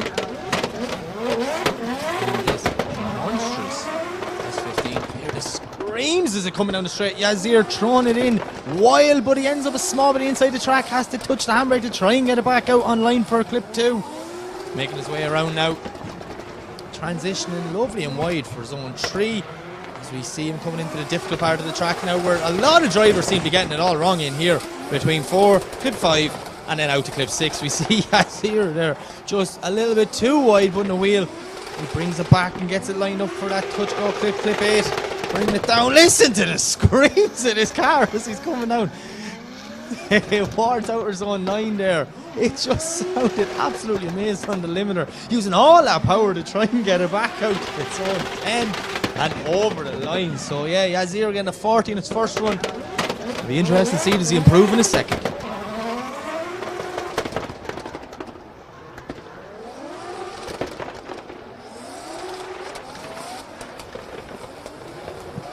does improve, he gets 26 in the second run, so wait to see if he's lucky enough to get him into battle action tomorrow.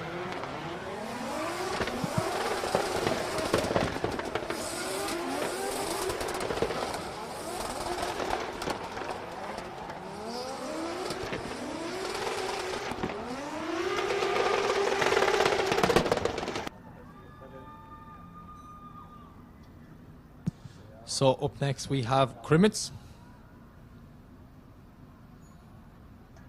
in the Toyota Tezza that I can confirm is not stock whatsoever. So Krimitz got a 77 on his first run. Sorry, I'm trying to look at the other monitor here to see where he's sitting. He is currently sitting in 18th position, so he's going to want to try and get up there.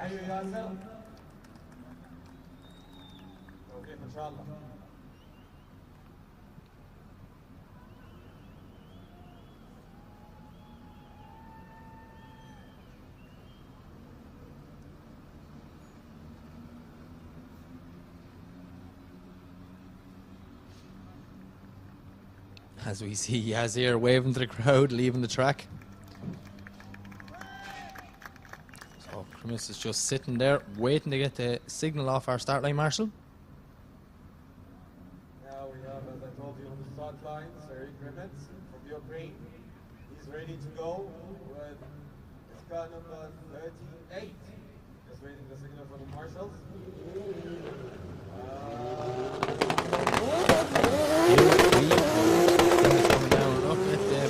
Flame shooting out the bonnet and side of that Toyota Tezza. He's on a nice line through zone 1 now. Just letting off power ever so slightly, getting a little bit shallow at 2, but look at the smoke bellowing out the back of this Toyota Tezza. Krimitz putting foot to floor here now, using every bit of power that he's got. Ended up a small bit on the inside there now with clip 5. Will he be able to recover back to 6? Getting a nice through clip 7 now, exactly what the judges want to see. Fast and fluid. Touch and go through 8. Big transition, not getting out deep at the start to the wall, but he gets it deep for the second half of zone 9 as he comes in now for the final transition into the last corner, filling that outer zone 10 and just shutting it down. Just lost all momentum there. Whatever happened, that was very unfortunate for Krimitz.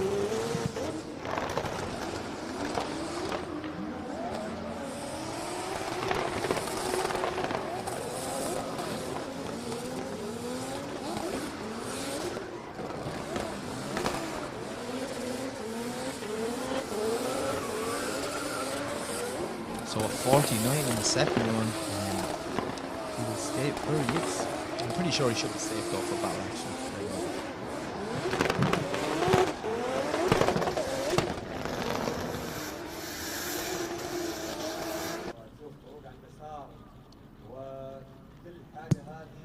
Up next we have Samir representing the Lebanon.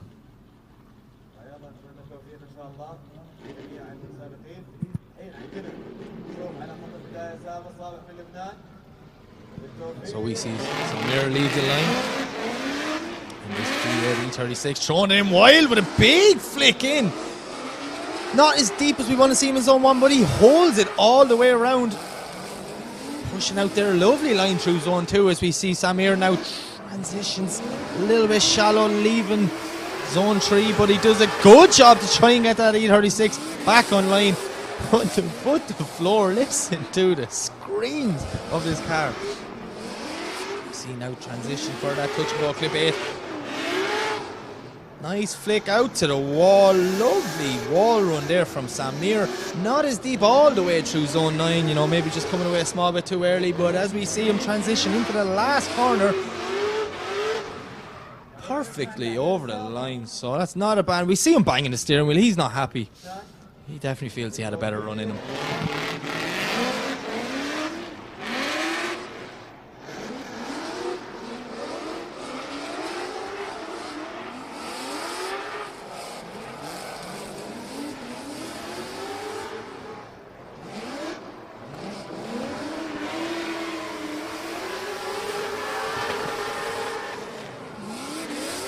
That's a 77 pump. So it's not as much as his first run, but it's still a score on the board, and I'm pretty sure he should be pretty safe. His first run will happen safe for that action tomorrow.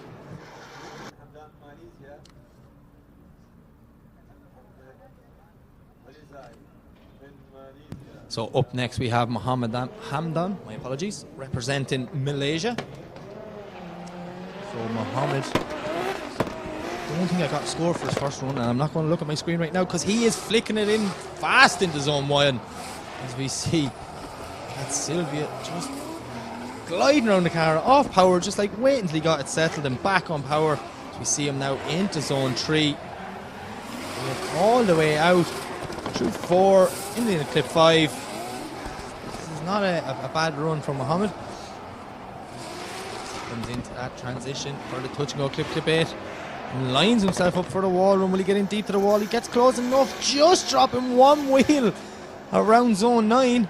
Will that affect his score? Only time will tell as he transitions now back through zone 10 and over the line. Not a bad run there. A few little scrappy mistakes from Mohammed Hamdan, but I'm not sure what he got his first run, so I may try and figure that out.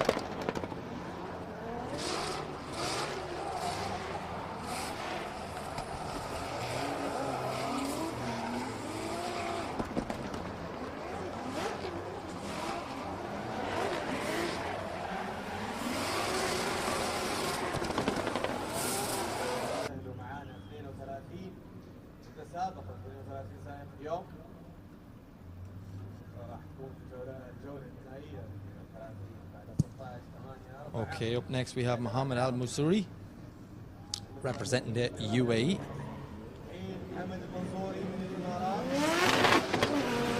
See Mohammed leave the line, coming tearing down the straight. No way, transfer initiation. He goes for a straight line. Will it pay off for him is the question. The judge is saying, you know, you are rewarded more for the flick, but you can do the straight line handbrake if you want. So you see Mohammed now on a lovely fast line all the way through zone 3. Absolutely. Listen to the screams of this S15 as he nailing through the technical part of this track. A lot of people are struggling. Mohammed seems to be just getting that perfect as he makes his way through clip 8. Now, a bit of a strain, end up in the wrong part of the track. He does a good job to try and get it out to zone 9, but he's not as deep as we'd like him to see as he transitions now for the last time, pushing through zone 10 and out over the line.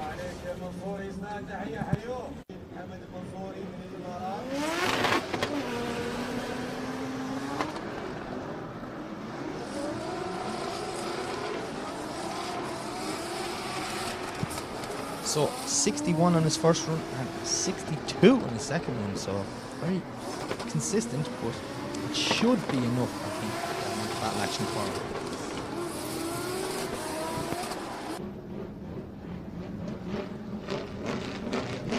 So next is Ihab in the ES14. Ihab got a 0 on his first run, so a lot of work to play on him. You see a load of smoke shooting out the back there now. I'm not sure if that's from the wheels or the exhaust, but hey, it works, doesn't it? We see him now coming into zone 3. Absolute screams of this S14. Sounds amazing, it does, as he makes his way now through 6 into inside 7. Getting ready to line up for that touch and go clip at 8. Will he get out there? He gets out there lovely to 8. He's not on a bad line for the second half. It is out to the wall. See the sparks off the bumper bar in the back, takes the bumper off. We'll give him some style points for that, surely. I'm only kidding, I'm not a judge, I just get excited when I see good drifting. But we see Ehab bringing it over the line. He is happy with that one. He didn't lift till he got to the exit of the track.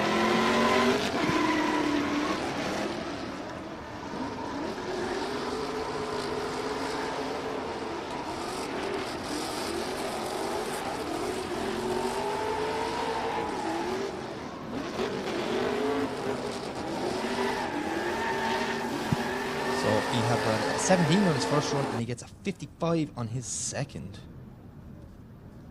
Okay, up next we have Bakit. And Bakit, pretty sure got a 0 on his first run, so it's going to be very interesting to see how he can handle the pressure of his second. Knocking the cone as he leaves chicane, that V8 350Z. Big handbrake drag in, but not ended up too deep in the zone, and actually, because of lack of angle, left the zone and made his way back in halfway around. So I'm sure the judges will be watching that one. As we say, we want the guys consistently on a lovely line all the way through the zone. But we have Bakit now putting foot to floor, coming through the difficult section of this track. Just a little bit of a wrong line, which brought him on the inside for 5 and 6. But he does a good job trying to get it back on for the second half. Transitions out wide, through zone 9, midline all the way around, leaving his zone a small bit early. Will he snap back? Is that going to put him too deep for 10?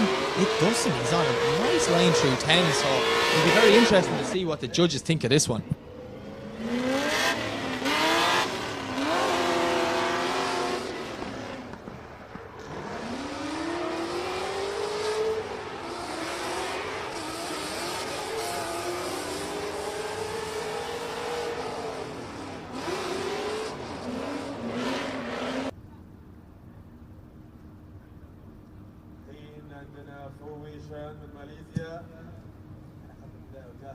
So Bakit gets a 37, which actually scrapes him into 31st position, so a nervous way for him.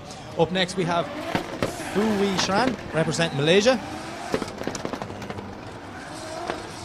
Fu coming down now on the completely wrong part of the track, not out near zone 1. He's fighting that BMW, trying to get it back for clip 2. As you see him now transition out wide for zone 3, putting the foot down, smoking all the cameras out. As we just gets a small bit, maybe one wheel off track on the inside there of 4. Or sorry, 5, my apologies, getting through 6 and 7, not too bad. Now he lines up for the second half of this track. We're just a bit shy of 8, and yeah, right on the line. He is in zone 9, but he's not as deep as the judges want. I think Fu is just holding on and really trying to get some sort of a score on the board here, as we see him come out of zone 10 and takes it over the line.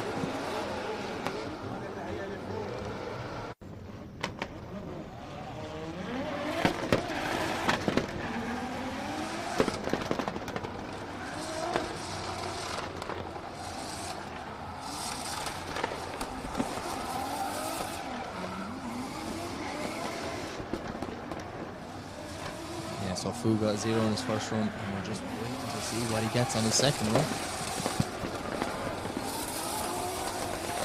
Oh, Fu gets a 40, which puts him into 30th position. So up next we have the Irish-Australian, that is Mickey Moo. It's Mick Kelly in the loudest 180XX I've ever heard in my life. As we see Mickey Moo coming down, throwing it in nice and wide through zone 1. As we see, he's only playing with the throttle, there he is. Once he puts foot down, this thing just smokes the Oman drift arena over. Mickey Moo small bit shallow there at clip 3, but now he puts the foot down to try and use all that power to get him out wide. As we see him just 2 wheels off at clip 6. Gets back on line now for 7 as he transitions for that touch and go at 8. Nice line from Mickey Moo through clip 8 as he flicks back out to the wall. Lovely into zone 9. Putting the foot down and smoking his place over as Mickey Moo transitions for the last time and out over the line. So Mick Kelly is on 30 in his first run, so will he improve? see what the judges think of that one.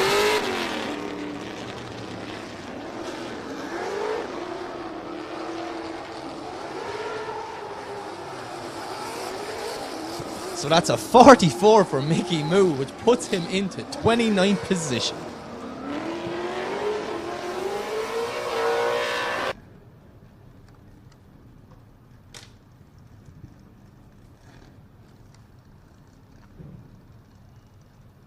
Okay, so up next, representing Oman, is Riyad Al Mabzali in the Mark IV Supra. So as we just await some of Mick Kelly's smoke to clear off the track there. And here we go. So Riyad gets the signal. So we have a scream stretch as he coming down the straight and he throwing it in.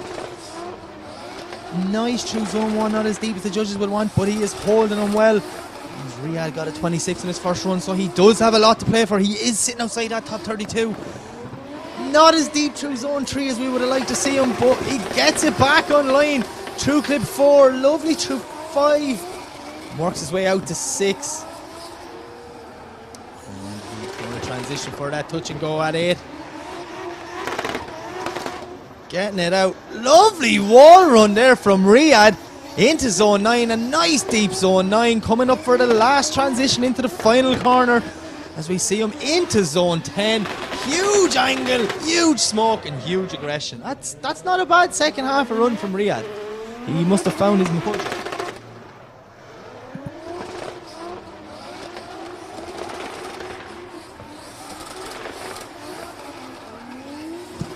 So that's a 63 for Riyad on his second run, which will put him into 20th position.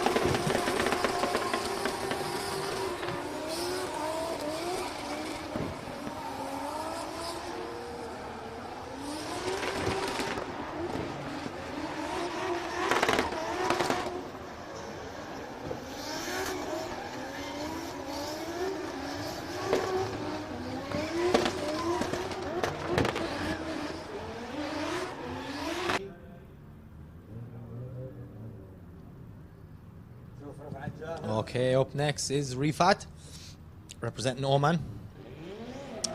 Rifat got 57 on his first run, so he's currently sitting in 23rd position. So he'll be looking to move up that order and get a little more comfortable in tomorrow's battle bracket, as we see Rifat with a lovely first section, absolutely beautiful. Nice and wide through zone 1, not as wide to zone 2 as I would have liked, but he still gets there and he was ticking all the boxes as he makes it out through zone 3. Lined up now for clip 4 as he heads for the first inside clip 5. This is not a bad line from Riyad at all as he comes through clip 7. Transitions for that touch and go at 8. Not as snappy as a transition as we're used to seeing from him, but Rifat is doing whatever he can. Nice zone 9, coming away a small bit early, trying to line himself up for 10, where the judges did say hold on till you get to the end of the zone.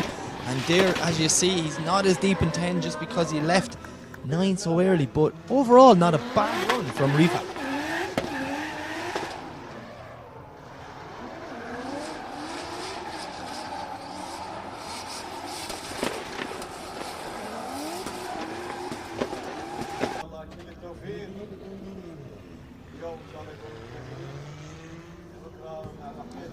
So up next we have Nazir Al Muteri.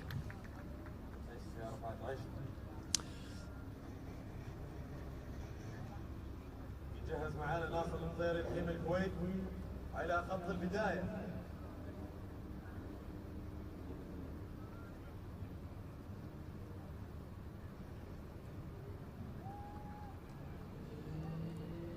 So we just have our marshals just fixing some cones on the track, and then we will send Nazir in a couple of moments. So you see the lights flick, Nazir gets the signal and away he goes. Clicking 2 cones on the chicane there. So obviously that's something the guys need to watch for tomorrow. But Nazir, straight line handbrake, no way transfer, gets out wide through zone 1 but leaves it very early, as in halfway around, which this will mess him up for 2 and for 3. Now he has to drag the handbrake to try and get out zone 3, but he does just not as deep as we would have liked to see him, as we see him now foot to floor doing absolutely anything through 4, 5 and 6. Getting it back online now as he comes into clip 7. Transitions all the way to 8. And out. Lovely and wide there for her. Zone 9 as you see him hugging that white line as he comes around. So you see him transition for the final time. All the way through zone 10 and over the line. So yeah, Nazir got a 0 on his first run, so it'll be interesting to see what happens on his second.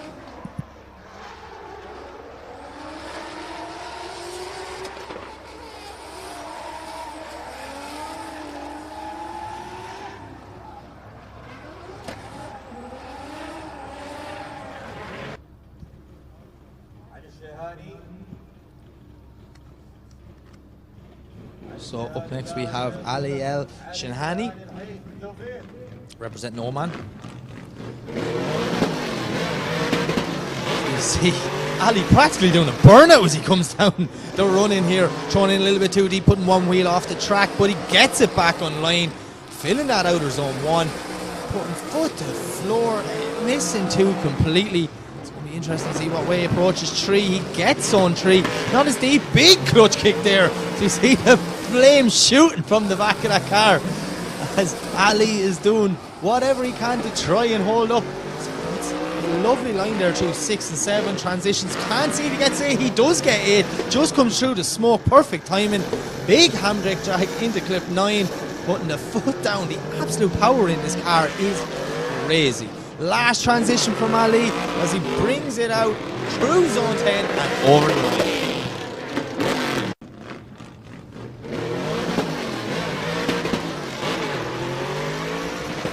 45 on his first round, so it'll be interesting to see how he gets on his second.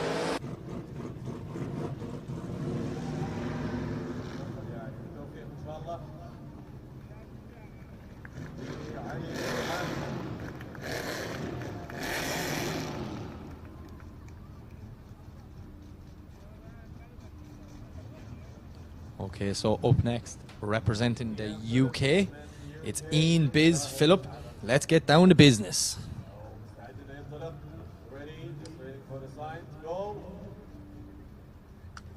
Okay, so Biz just sits there waiting to get the signals. We see it, the smoke is clear, just making sure every driver gets a fair shot at this crazy layout for round 3 here at OIDC.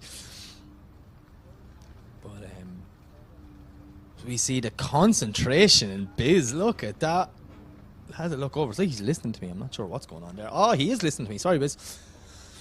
So, Starlight Marshall gives the signal. Biz leaves the line. Away we go. This supercharged BA 350C as he throws it in.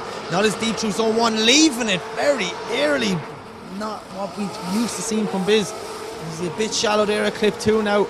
Putting the foot down, doing absolutely anything he can.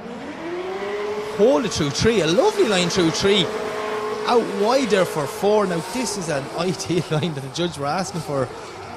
Biz here really pulling the second half of this run back together as he transitions for the touch and go at 8. Nice and deep all the way through 8. Lining up for a wall run is Biz. Handbrake drag there gets him into zone 9 as he fills that outer line. It's a very nice second half of this run from Biz as he transitions for the final time across and over the line. Bit of a sketchy start, but he definitely did redeem himself in the second half of that battle.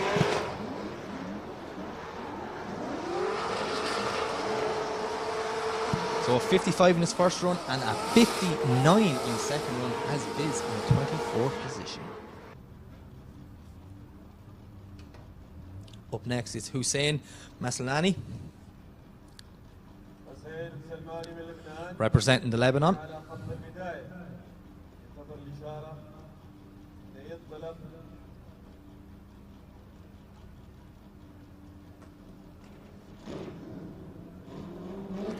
So Hussein gets the signal. He makes his way up through the chicane. He screams at the V8 and and his bonnet flies up. He doesn't care because his bonnet's after braking. I'm pretty sure he can see through the hole in the bonnet. Hussein, that's one of the coolest things I've seen. I am rooting for you, buddy.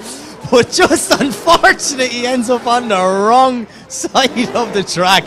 Credit where credit's due. The man tried it, okay? He did whatever he could do. But just unfortunate that yeah, happens in nearly every event. You don't want to be that guy. His bonnet comes flying up and you leave the line. I was that guy once. It's not cool. As we see Hussein, he's doing the best he can. Okay, he really is. For a man with a bonnet on the windscreen, he's looking out the side window. He's not doing too bad of a job, to be fair, as he transitions for the last time, brings it out to the wall. Judges, I know he put 4 wheels off, but give him some sort of points for that one. You see him coming out the main street, bang, the bonnet explodes, but he just keeps going. Goes like it's muscle memory at this stage. So I want to see what way the judges will score that. Hussein got a 64 in his first run, so I think he should be safe for battle action.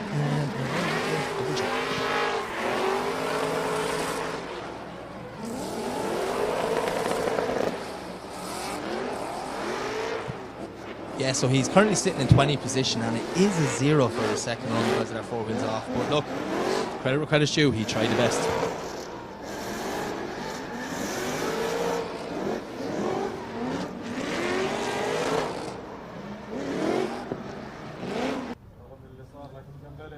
Up next is Tarouk Al-Shahani, representing Oman. Tarouk scored in his first run, so he's confident for his second one. Obviously a lot of smoke in that car from the burnout when you see them fanning it out before the run. So Tarouk is currently sitting in 3rd position, so this lap is just... This is for everyone at home. This is a little bit more, just one more experience before he puts the car away for the night and gets ready for battle action tomorrow.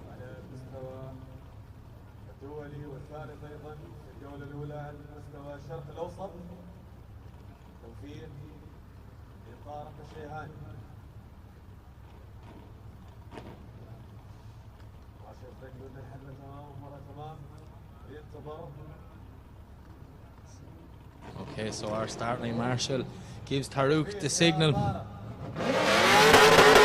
as he drifts out of chicane. He might as well be doing just a demo lap here, throwing it in on big angle, clipping the cone just outside the start of zone 1, as we see Tarouk carrying huge angle through this first section as he transitions out wide, lovely and deep through 3 now, making his way back around, hitting clip 4 onto the inside clip 5. Lovely technical section, if we're going to call it that, here on this round 3 layout.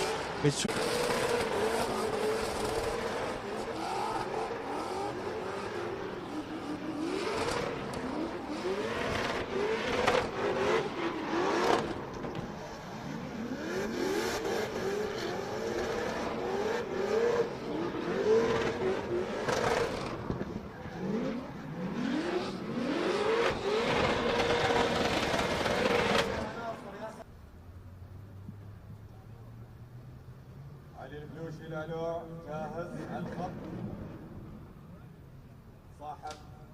So up next, representing Oman, is Ali Al-Bushi. So Ali didn't make, or sorry, my apologies. Ali, I didn't actually get to score for his first run. We're having a small bit of technical difficulties, but I'm pretty sure Ali got a good enough run in. I'm trying to go off memory here, but look, let's see what he does in a second, then we'll worry about his first. As we see Ali leave the chicane, coming down, he's going for that weight transfer. Not as wild as we were expecting, but does a good job getting the car sideways. Initiate lovely out into zone 1.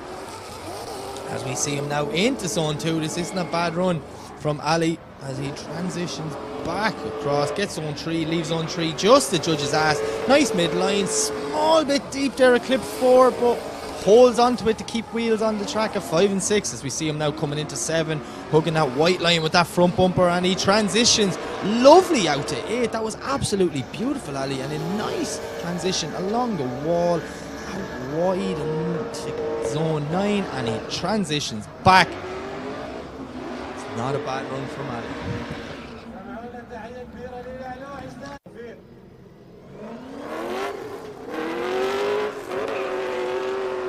So Ali got a 72 in his first run. He's currently sitting in 15th position. I wonder, is there going to be an improvement in a second?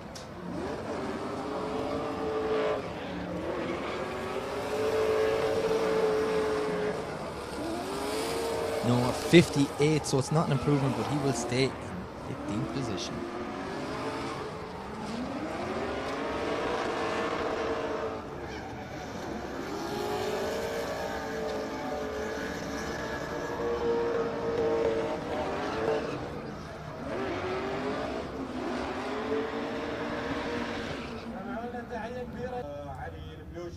Okay, up next is Nicholas Solomon, representing the USA.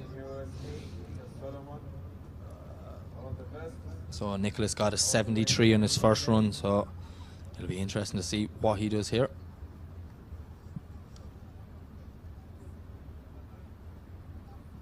Nicholas currently sitting in 13th position. So I know for a fact he'll be wanting to push himself more higher up that order.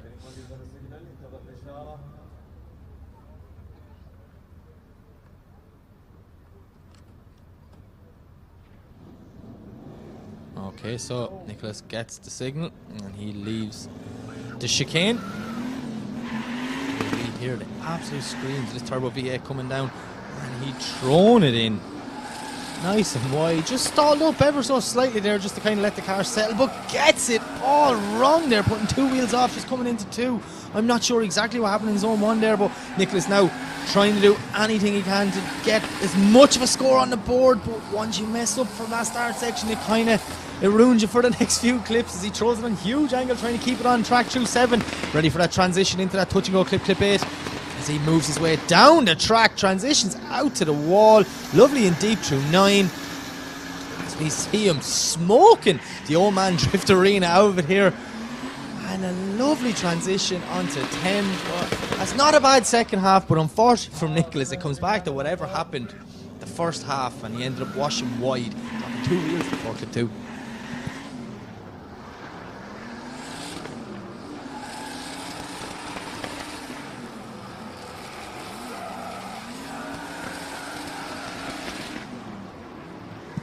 Yeah, so 57, so Nicholas does not improve, but he will stay where he is in 13th position.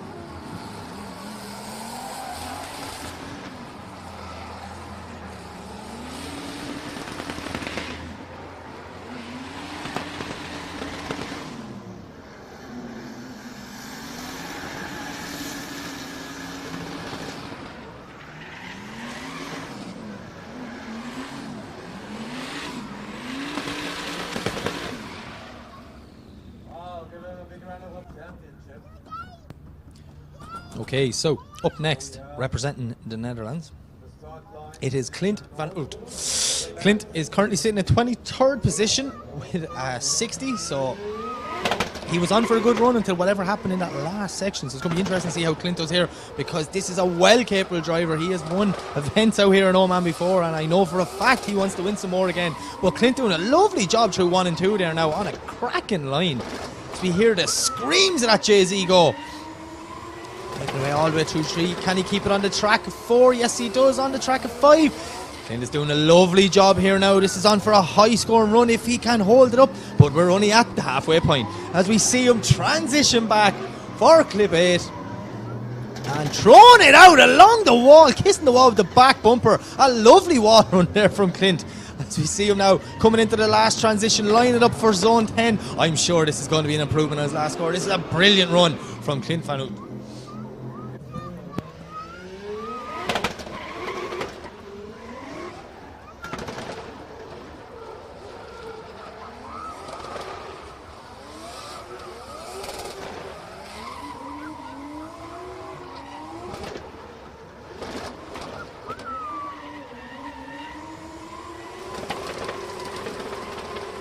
So a 72 for Clint on the second run, which will put him up into 16th position.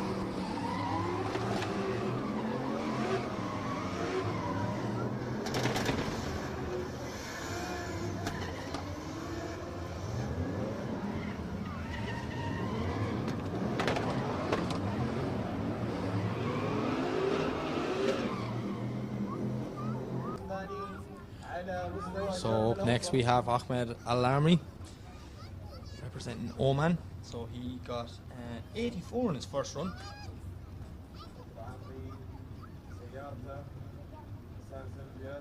He is currently sitting in second position. So another man who will definitely be joining us tomorrow for battle action.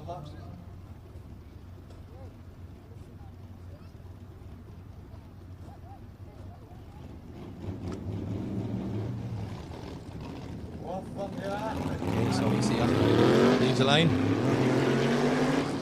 Thrown in this lovely looking S15.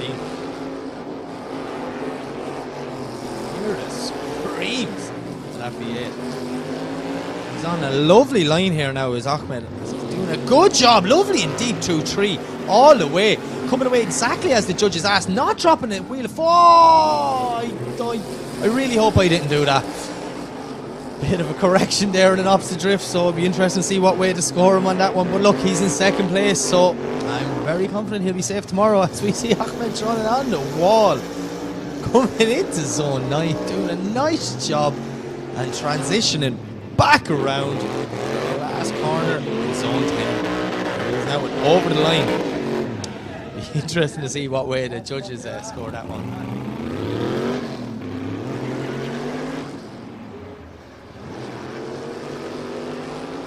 Yes, what 48 in the second hole, so he doesn't improve, he still sits in second position. We see it, replay. It's just all going so well until now. And just whatever happened, I don't know if he let off and the car just picked up. What? Yeah, it's just very unfortunate there for him.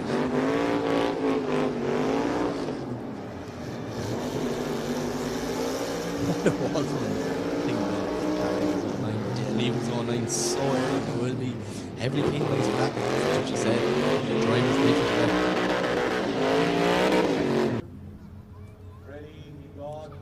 So up next, representing Latvia, it is Eggers.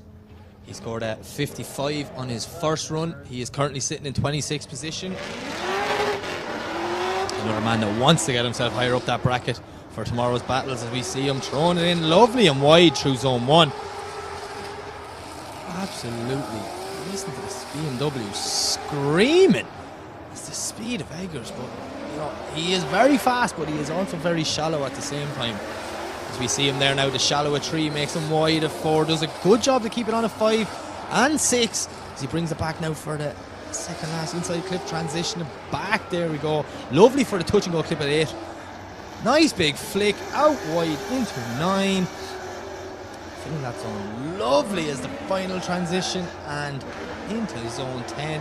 This is not a bad run from Eggers. Not a bad run at all.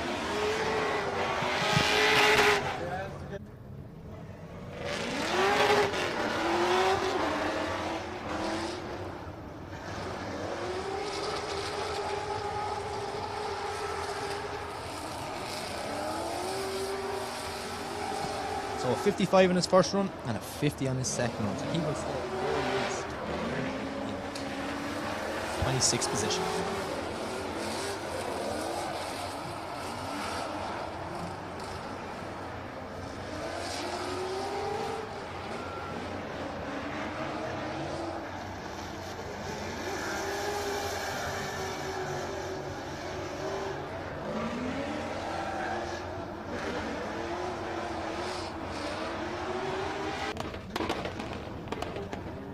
Okay, so up next, it is Haitham Al-Hadini. Haitham is in a borrowed car. It's not the car he's been practicing all morning, so he definitely caught me by surprise this morning. So, yeah, but look at this for confidence from this young man, the local boy, as he is throwing this E30 around like he knows, like it's his own car, really, which is not. As we see Haitham now coming there, lovely through 6 and 7. Flicks back for that snappy transition onto 8. Exactly like the judges asked. Out to the wall. Good and deep from Haitham. This is a brilliant run so far. Oh, just leaves zone 9 so quick. I should stop talking. I'm jinxing all these guys. It's not really working out well for them. But we see Haitham bringing it out to the wall. Nearly on lock stops. Coming over the line. That was so cool to watch.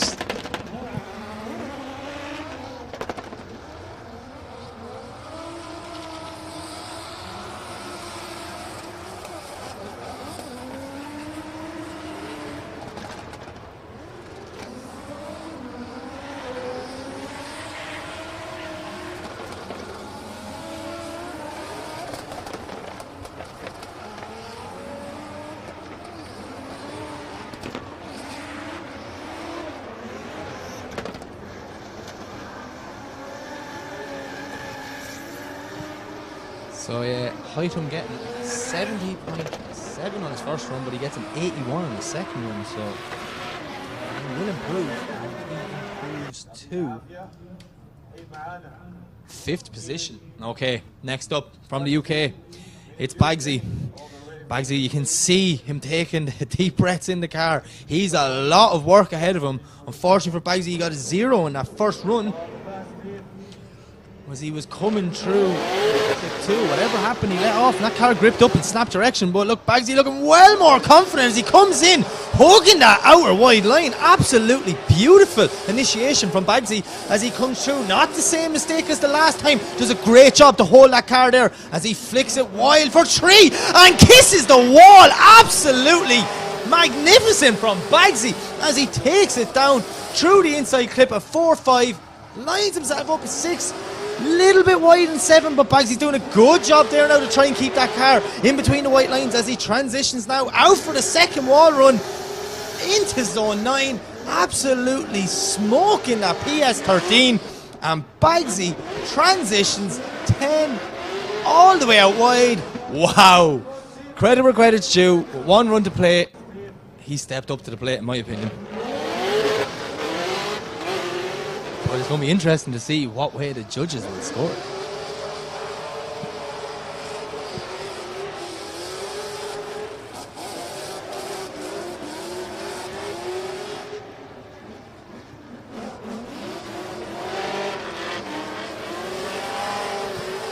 And a 74 for Bagsy, putting him into 13th position. So that will definitely see him join us tomorrow for the battle action.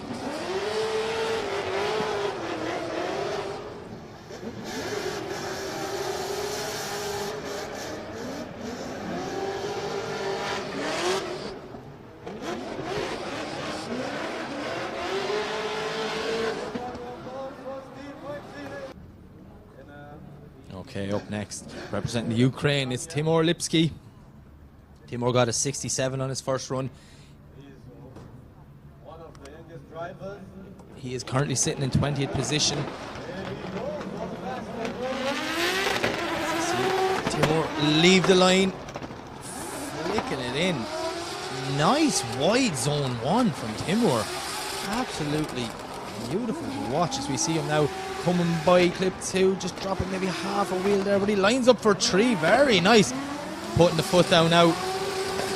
We see this guy absolutely pedaling this E46, doing a good job now getting all the clips. This is a lovely line from Timur, blinding us with his smoke and then coming back through. It looks amazing to watch as he goes out, touching the back of that E46 along the wall.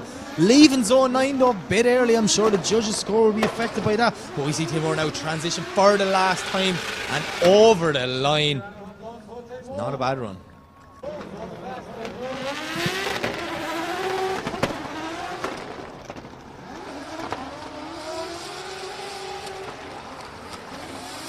So he scores a 63 on the second run. So not as much as first run, but he will still remain in 20th position.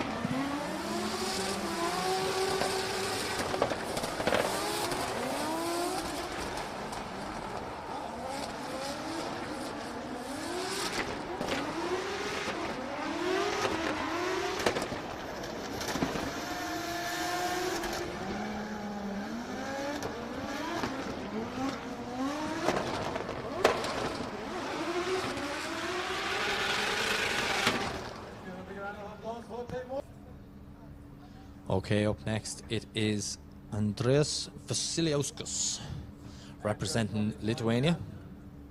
He is currently sitting in 4th position with an 82. So another man that will be comfortably enough joining us tomorrow for the battles.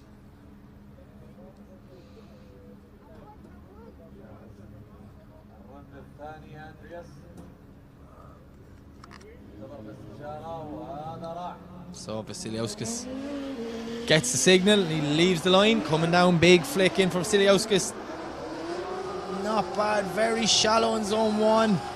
Maybe just threw it in a little bit too hard. He does well to get it back out on the wide line. Gets out there for zone 2. I'm not really sure how he did that, but that looked well. And then he transitions back around very fast and snappy, like what the judges wanted to see. That is a decel zone, but I said you'll be rewarded more if you don't break. And Vasiliauska's taking advantage to try and get as many points as possible. As we see him now transition, my apologies, back through clip 8 and out to 9. Lovely and wide, through zone 9, hugging that white line all the way around as we see him transition back and around through zone 10 and over the line.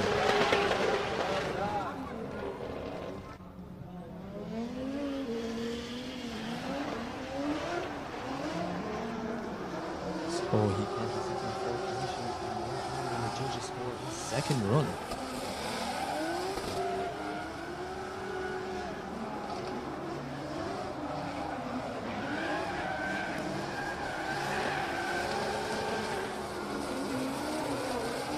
So yeah, he gets a 65 there on his second run, so not as much as his first, but enough to see him join us tomorrow for the battles.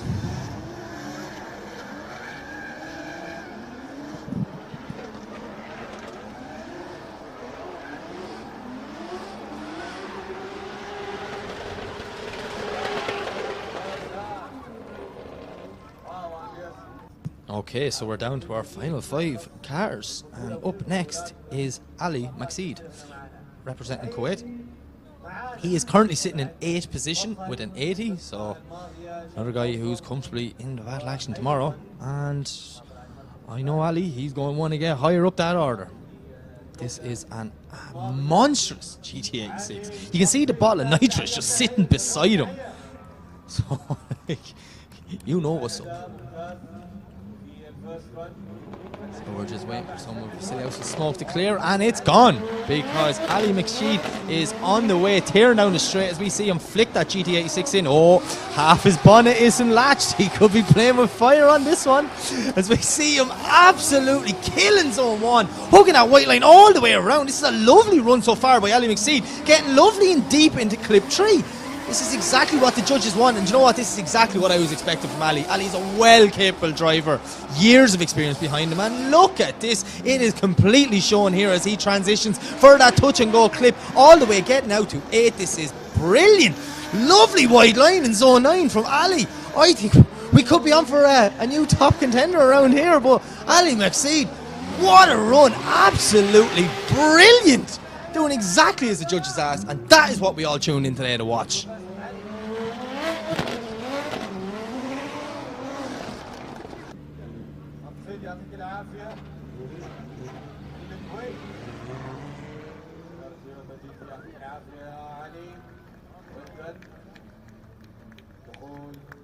قوي وعرض اقوى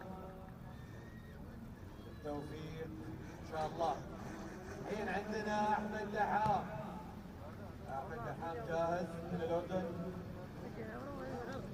طبعا كان المركز الاول في الجوله الاولى هنا في بطوله عمان الدوليه للجراب.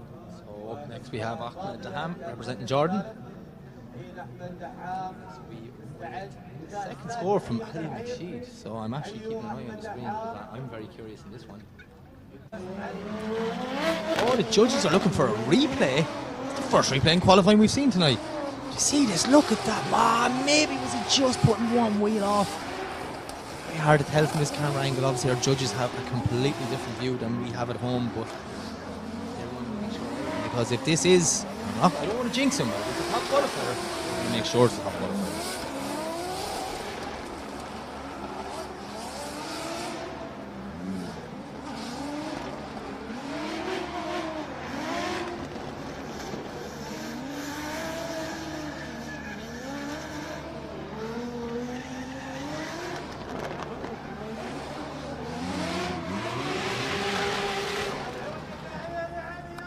So Ali McSheed gets an 85 and it puts him into second position. He's going to be delighted with that. Okay, back to the line.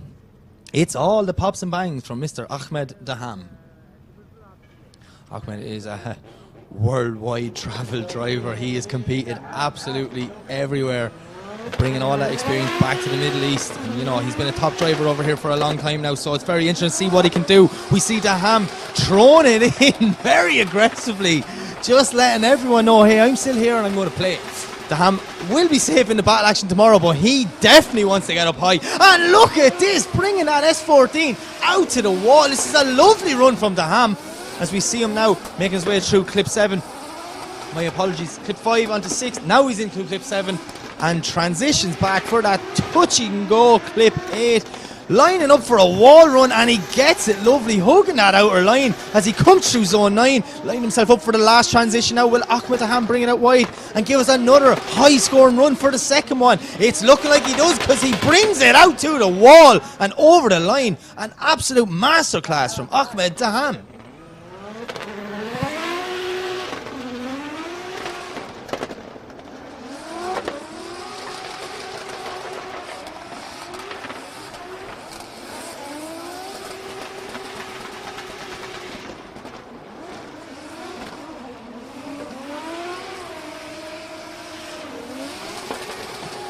So Daham gets a 76 in his first one and an 88 in the second one, which puts him into second position. Wow.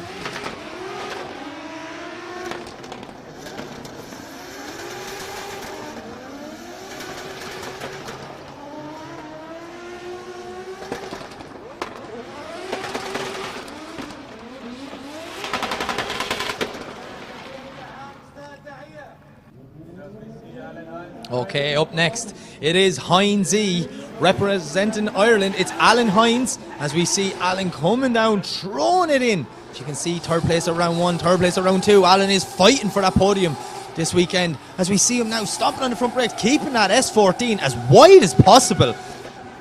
Transitions back across now. Lovely wall ride there from Alan Hines as he pushes out wide for clip 4.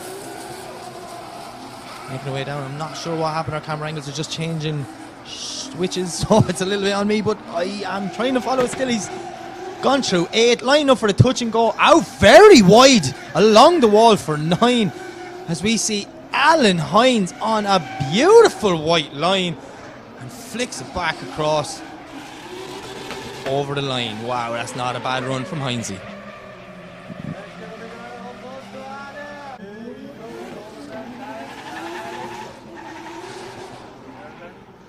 So Alan got a 64 in his first run. He is currently sitting in 21st position.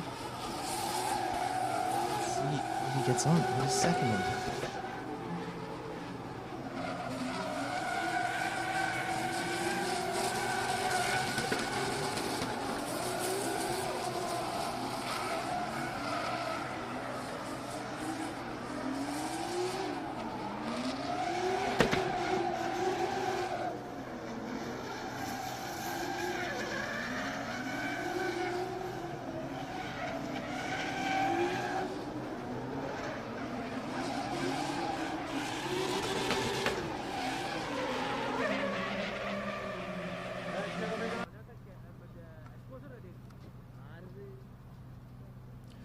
So as we see Nicholas Bertrand sitting on the line, we're still awaiting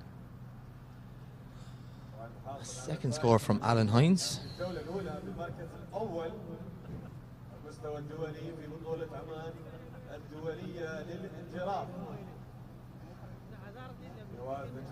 the first round, got the first base here in Oman International Championship.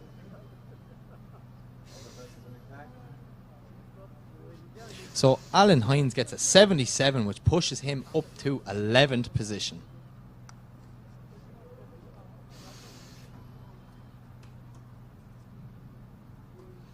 Okay, so our round 1 first place, our round 1 winner, it's Nicholas Bertrand, representing Latvia.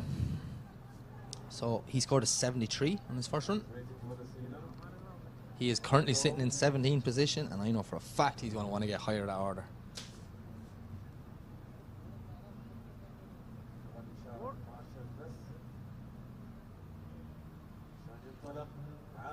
So Nick Knack will be our second last driver. So technically Nick Knack is the only one who can knock Benedictus, my apologies, Churba off top spot. And here you go, Nick Knack, ladies and gentlemen. So Nick Knack leaves the line.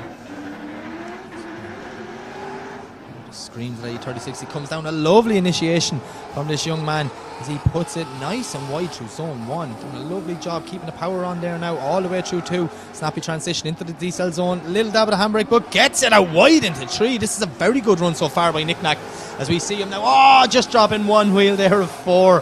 Very unfortunate, but he does a good job to hold it at 5 and 6. Gets tight to the inside clip 7. Transitions back across up to 8, snappy transition out to the wall into zone 9 as we see him come around the second last corner now. Gets ready to transition for the final time. He throws it wild out perfectly onto the white line and over the finish. What a run from Nick Knack.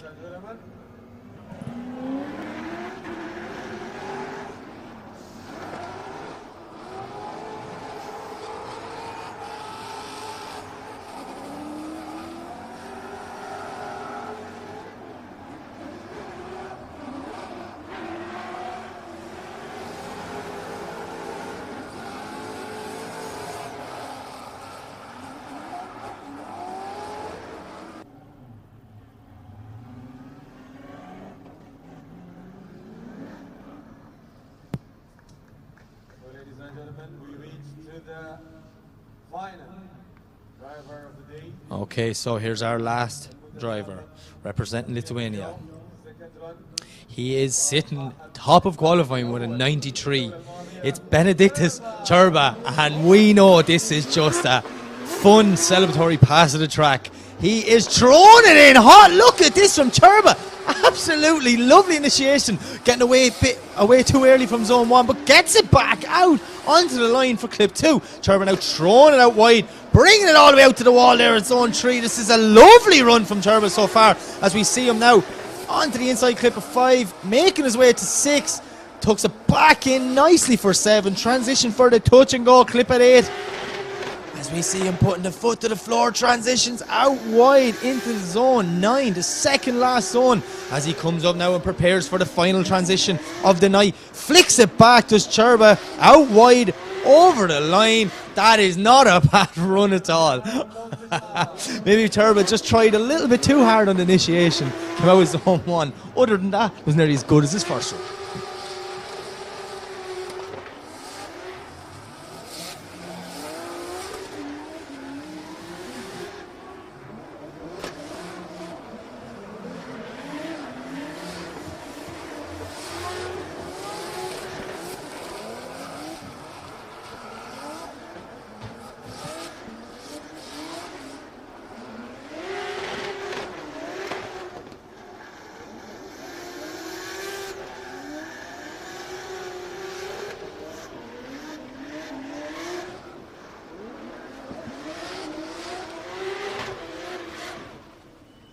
Let's give a big round of applause to Sherpa, ladies and gentlemen. كبير وقوي بين المتنافسين اللي معانا المتسابقين. راح ننتظر لجنة التحكيم عشان نعرف 32 متسابق المتأهلين معانا. Okay, so that brings an end to our qualifying session. So make sure and join us tomorrow for the battle action. So we will be going live with the top 32 at 4:10 local time in Oman. So yeah, that's 4:10 local time in Oman. And I will be talking to you then. Thank you very much. لفريق عمان مارشلز يعطيكم العافية شباب. ما قصرتوا وجودكم واضحة جزاكم الله خير. وأيضا نشكر فريق عمان الطبي لرياضة المحركات تواجدهم واستعدادهم الدائم لأي طارئ. فيعطيكم العافية جميعا.